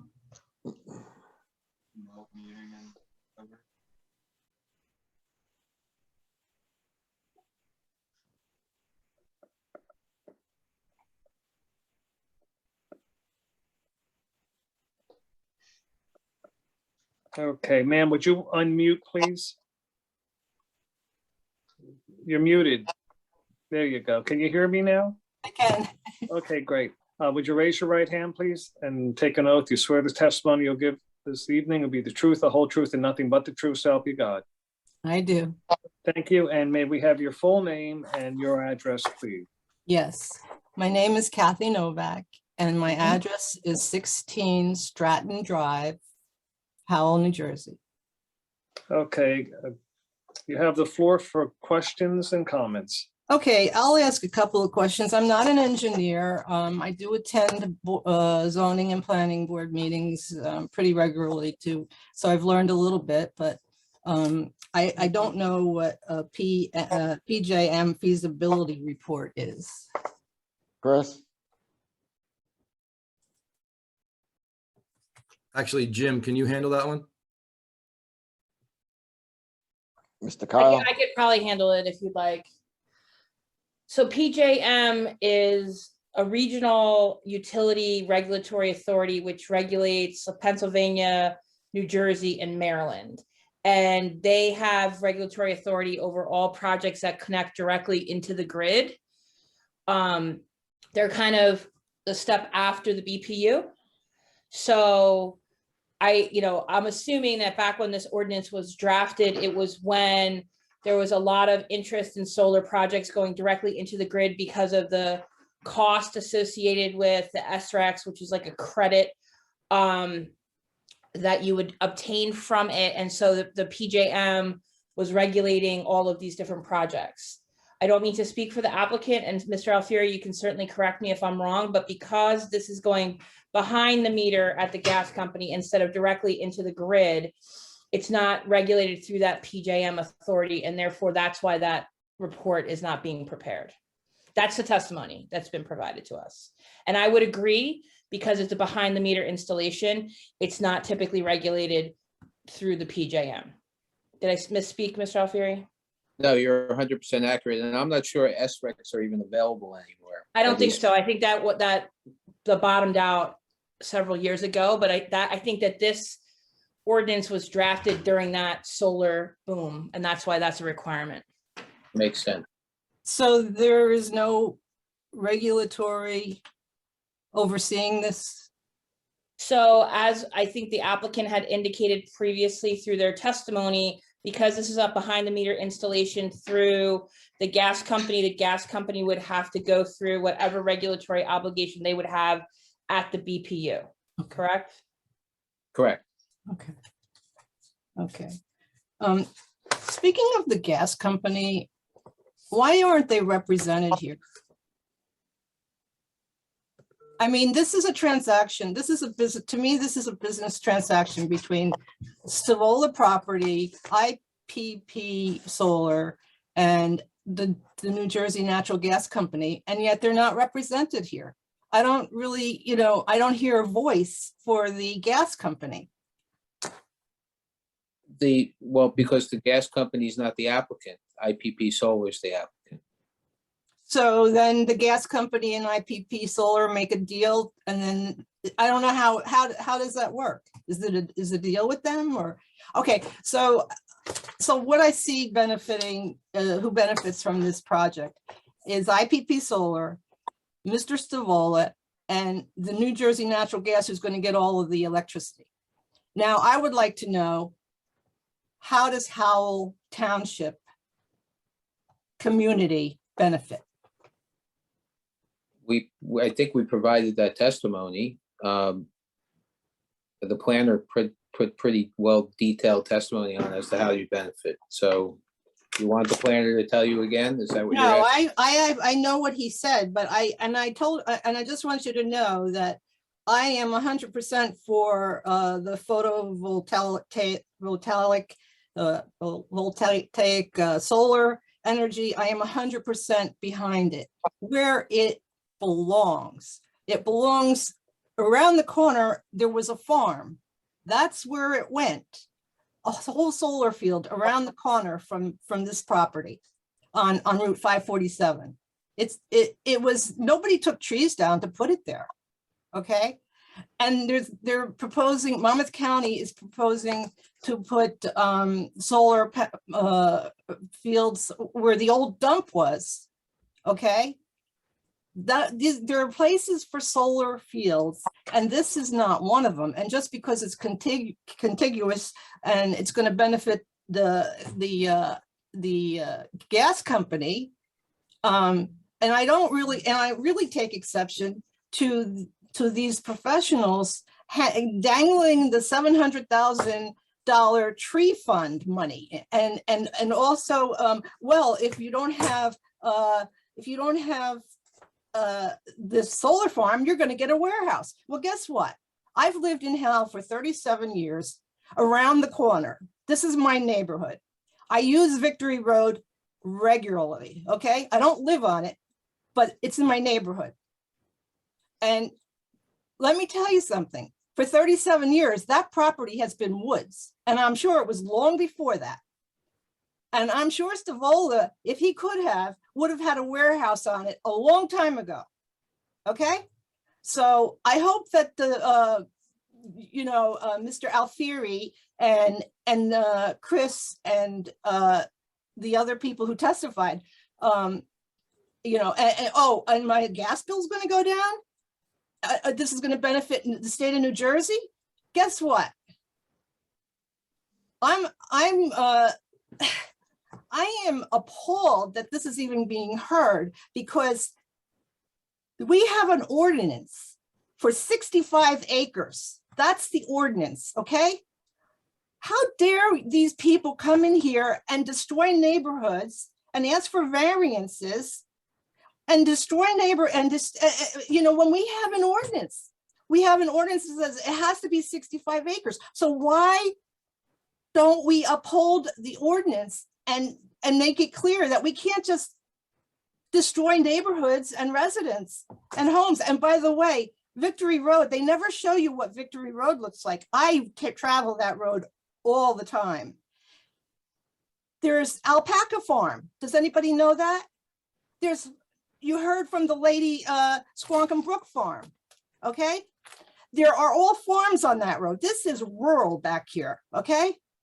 Now, across the street from me, I live in Woodstone, is they clear cut, and they're putting a Haystack Glen development in that was approved over 10 years ago, okay? And then around the corner on Oak Glen Road is the Hawk Point that was approved probably 10 years ago, okay? So the boards keep approving these applications, and then it takes 10, 20, 30 years before they get built. Now look at the fountains. The fountains is also, as the lady testified before, Maxim Southern Road, which I live off of Talcott, which connects to Maxim Southern Road. It takes you right down to the fountains area. So, I hope that this board really considers that you have an option to say no to these people. I am 100% for solar energy, but I am not 100% to benefit New Jersey or New Jersey Natural Gas and these poor people that live on that street and what you're doing to their homes. Okay. And I think, Mr. Alfieri, you'd bring a lot of these cases to Howell Township. I've seen you. And this one doesn't belong. And you know what? I'd like to see them build a warehouse there because I know the Stavolas, they would have had one there a long time ago. So, you know, if we don't put the solar field there, you're going to have a warehouse. You try to intimidate everybody to vote yes. Well, you don't fool me anymore because I've been watching. Ma'am, I'm done. I'm done. Ma'am, I'm done. excuse me. I'm done. Please, I'm done. please refrain from the personal attacks on the attorney. Thank you very much. And just in response to that comment, last meeting, the board members asked us for some concept. We didn't produce that directly. We produced it in response to a question. It wasn't a threat. Well, you know what? I often hear that we shouldn't be mentioning money, but I heard how much $700,000 to your tree fund when we take down 22 acres of trees. I don't think that's appropriate. That's what the ordinance says. We're just following the ordinance. Well, I've said my piece. I've said my piece. All right. And I'm done. Good night. Thank you. Thank you. Eileen, do we have anyone else? One moment. Right now, there is no one else with their hand raised. Oh, two more. Oh, wait a minute. Two people just raised their hands. Candace Villanero testified. Yes. She testified already? Mhm. All right, so Charles Gimbel. We have Charles Gimbel. Let's bring Charles Gimbel in. Didn't he testify? His wife testified. Oh, sorry.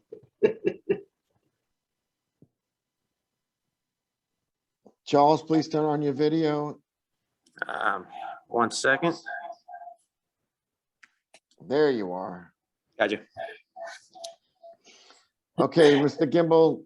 Mr. Comment. Gimbel, let me swear you in first, with the chair's permission. Yes, Mr. Tropoli. Thank you, sir. Would you raise your right hand, Mr. Gimbel? You swear Probably, the can I just testimony- interrupt for one, can I just interrupt for 1 second? Eileen, is there any way that his wife can get put back into the audience? Because I think that's why we're getting the echo. I think, Jen, I think it's because if they're using separate devices, his microphone's picking up her audio. Right, so, yeah. Okay, can you move your position? Is that any better? Yeah. I think so. Yeah, that's fine. So would you, again, raise your right hand. You swear the testimony you give this evening be the truth, the whole truth, nothing but the truth, so help God. I do. Thank you. May we have your full name, please, and your address? Charles Gimbel, 97 Victory Road. Go ahead, sir. I just had one quick comment. My wife pretty much touched on everything. I just wanted to say that the attorney just said something about an ordinance, that that's what the ordinance called for with the 700,000 for the trees. The ordinance called for that. I just wanted to make it known and put on the record that that ordinance about the 65 acres is pretty much the same comment he was making. I just wanted to bring that up. Well, I could respond to that. First, the zoning board is here because the municipal land use law contemplates that variance relief might be required, and that's why the board's here. It's our burden to support the variance. As it relates to the tree removal, I don't believe the board has the power to.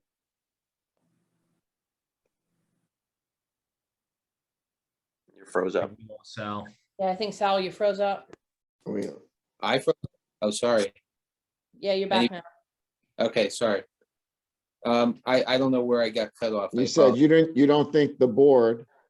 The board doesn't have the discretion to waive the tree removal fee that is imposed. So we're not asking for relief from that, but the municipal land use law always contemplated the possibility of getting variance relief. That's why this board was created. Yeah, I was just bringing up an ordinance because you brought up an ordinance, and I was just kind of just wanted to make that point. That's all. Understood. Okay. Thank you so much. Thank you.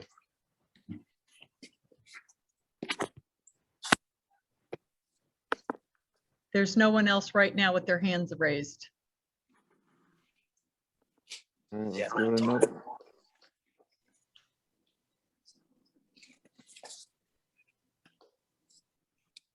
All right, to the public. If anyone else would like to speak, please raise your hand. Otherwise, we're going to close it out. We'll give you a minute.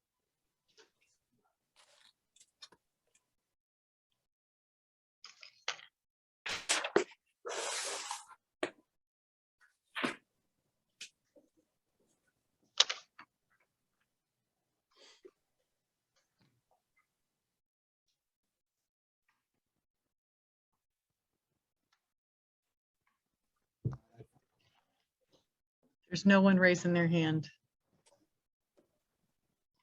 Okay, board members, there's no one else raising their hand. Is there anyone who would like to make a motion to close the public? Motion to close to the public. Do we have a second? Second.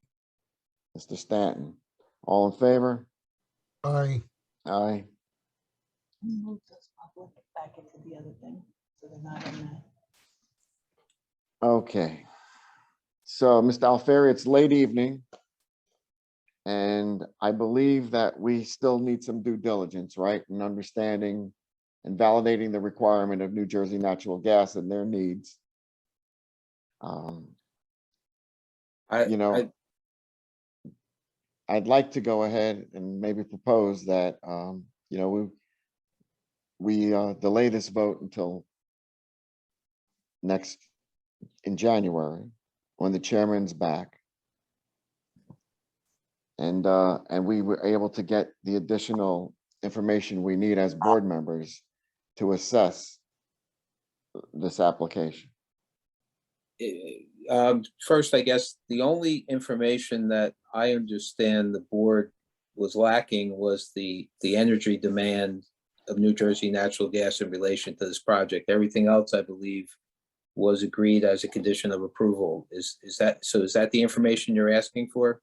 That's the information we're asking for. Okay.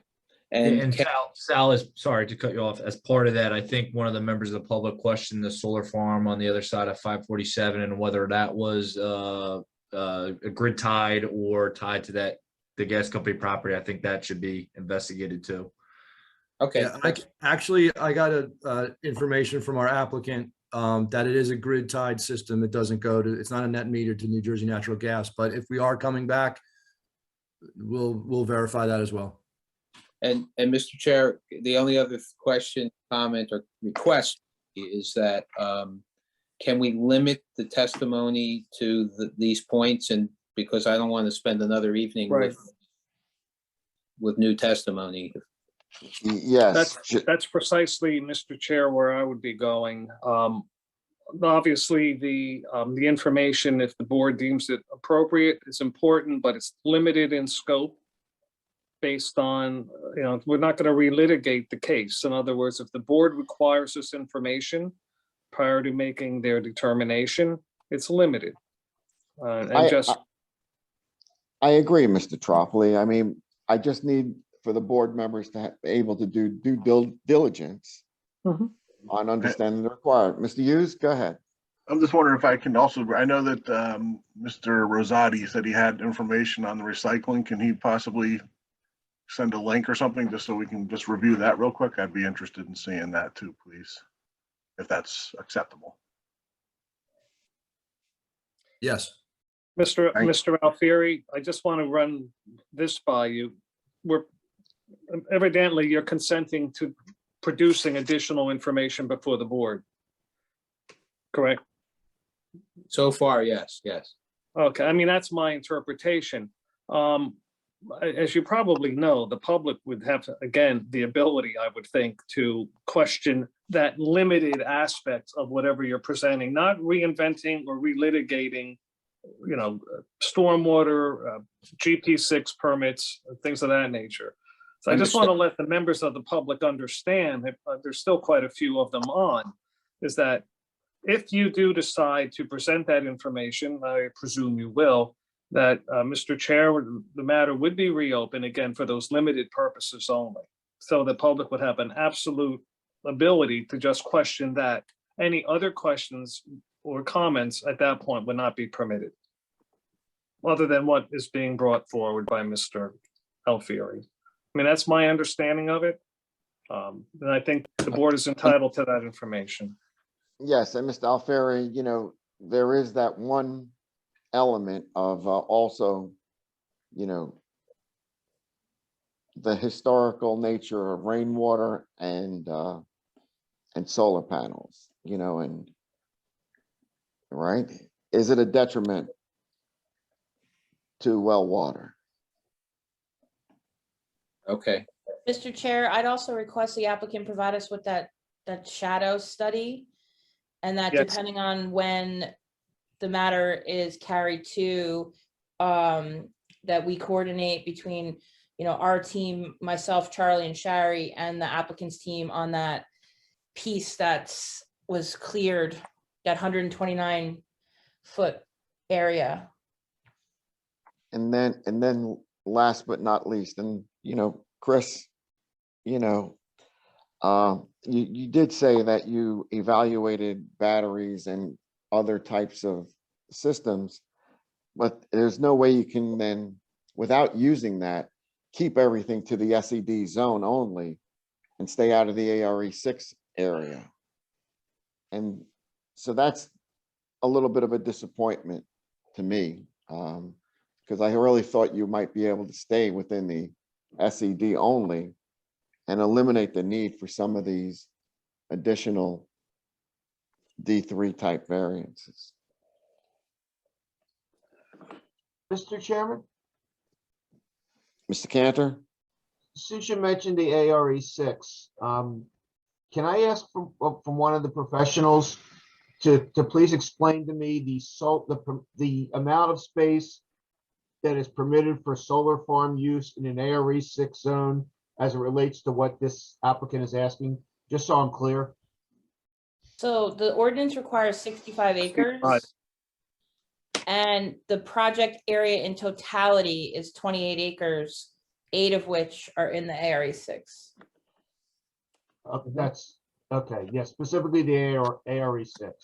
Okay, So there's 8 versus the 65 acres. okay, thank you. Because that 65 acre requirement is part of the conditions of the ARE6 zone. Gotcha. Jen, what would it be in the SED? Would there be any, It's permitted in the SED. but no size requirements? No. Okay, thank you. Yeah, Mr. Hughes, on that, the only thing that would dictate them on the size of the development as far as impervious coverage would be the impervious coverage limit of the zone, which is 70%, which DEP, as far as stormwater, they don't consider the panels themselves as impervious cover. They only consider the posts and the foundation associated with that. So, I mean, that's the only thing that would dictate governance of it. But like I said, they don't count any of the panels as actual impervious coverage. All right, thank you. So speaking of like the other one with the batteries and building, obviously the foundation of that would be considered, but okay, I got you now. All right. Yeah, Thank so you. if this was a solar application on a structure or a solar application over like a canopy on a parking garage or something like that, then whatever the ground cover underneath the panel would be considered impervious coverage and it would be subject to the 70% and all that. All right, thank you. Mr. Moretti, you have a question? Yes, sir. If I understood you correctly, Chris, if the power generated by the solar panels goes to the JCP&L, they then use it to go to the New Jersey Natural Gas. And if New Jersey Natural Gas does not use all of the solar panels generation of power, it then goes to the grid. Is that correct? Yes. So if, say, the grid is operating 100% efficient and at its 4+ megawatts, and at that exact moment, New Jersey Natural Gas is using 3.8 megawatts. 0.2 megawatts will then effectively go to the grid. That's how that's measured. It's basically which way is the meter spinning? Is it spinning forward as the New Jersey Natural Gas is using it, or backwards? They're not using as much as the array is producing, and it goes to the grid. No, I understand. I have solar. So yes, it's effectively the same thing. It's just next door instead of on the roof. Right. So my understanding is then, why can't that solar panel be going, why can't the Jersey Natural Gas or the solar panel, you says it has to be adjacent. But once it is generated, it's not adjacent anymore. It's going out to another location. So that point don't make sense to me. How can it go one way and then not the other way? That's just how the statute was written, unfortunately, that it has to be a contiguous parcel. That's the only reason. That's how the statute was written when it was first put out.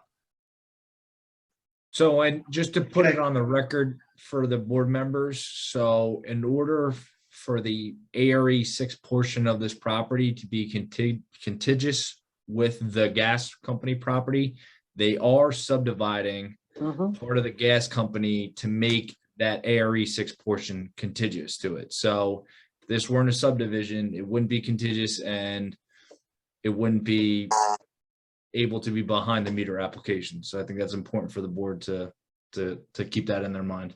Good point, Charlie. Say that again. I'm sorry. So hold on a second. Let me see if I can share the applicant's site plan. You want me to bring it up, Charlie? I can share it right now. Okay. It's not going to be the pretty colored rendered one that you. That's fine. That's fine. So this is, I think it's sheet number 3 of the current site plan. So this is the gas company property. If you can see my hand tool here, lot 18, and it's a couple other lots as part of that too. They are subdividing a portion of subject lot 28, this sliver here, to be a portion of lot 18 to satisfy the contiguous requirement as required by the BPU. BPU, the applicant is presented, they don't treat right-of-ways or private right-of-ways for not utilities, but for like rails and stuff like that as like a separate lot. So that's how they're able to tie this in as a grid application. So if this was not part of the application, then this would not be contiguous, and potentially we'd be only talking about this property. So I think that's important for the board's just overall reference of the application. By putting that one little section in there, that makes it contiguous. Correct. Pretty cool. Oh, yeah, I'm glad you pointed that out, Charlie. Thank you. Yeah, pretty cool. If I can ask one quick question just from my notes, and I'm sorry to go over it again, but what was the ARE 65 acres was the? Yeah. Yes. Okay. Thank you. I'm Sal, taking notes. just so, I'm sorry, Matt, are you finished? Yeah, no, I just was saying, I just wanted to get my notes clear. Yeah, just so that the record is clear. Sal, can you summarize at least the areas that you'll be coming back on, just so we know if there's 5 areas? Let's just put it on a record here and now so the public and the board members are clear as to what will be reviewed at the next meeting, whenever we get to that next meeting point. Yes, the recycling details of the panels and the infrastructure, the power demand of the utility versus what we're proposing, the whether the other solar facility that was referenced by one of the residents could be used to serve the same purpose, the solar panel pollution question and as it relates to well water, the shadow study and the trees within that subdivided parcel. The chairman asked about the batteries again as it relates to potentially reducing the size of the solar array. I think that's what my notes showed. Yeah, I tend to agree with that. I don't think there's anything else that was brought up during the public hearing, but again, Sal, you'll be prepared to come back with those questions answered for the board. Eileen, what are we looking at date-wise here?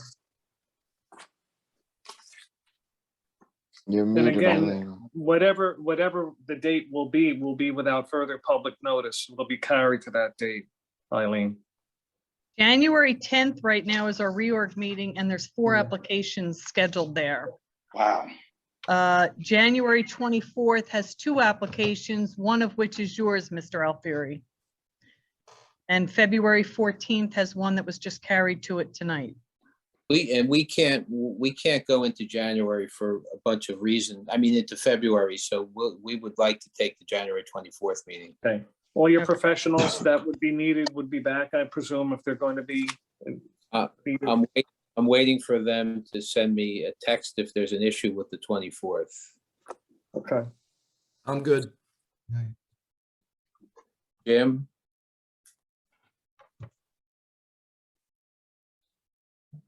That's fine. Good. Okay. Good, we're fine with that. And you're good Okay. on time. You're good till February 6th, so.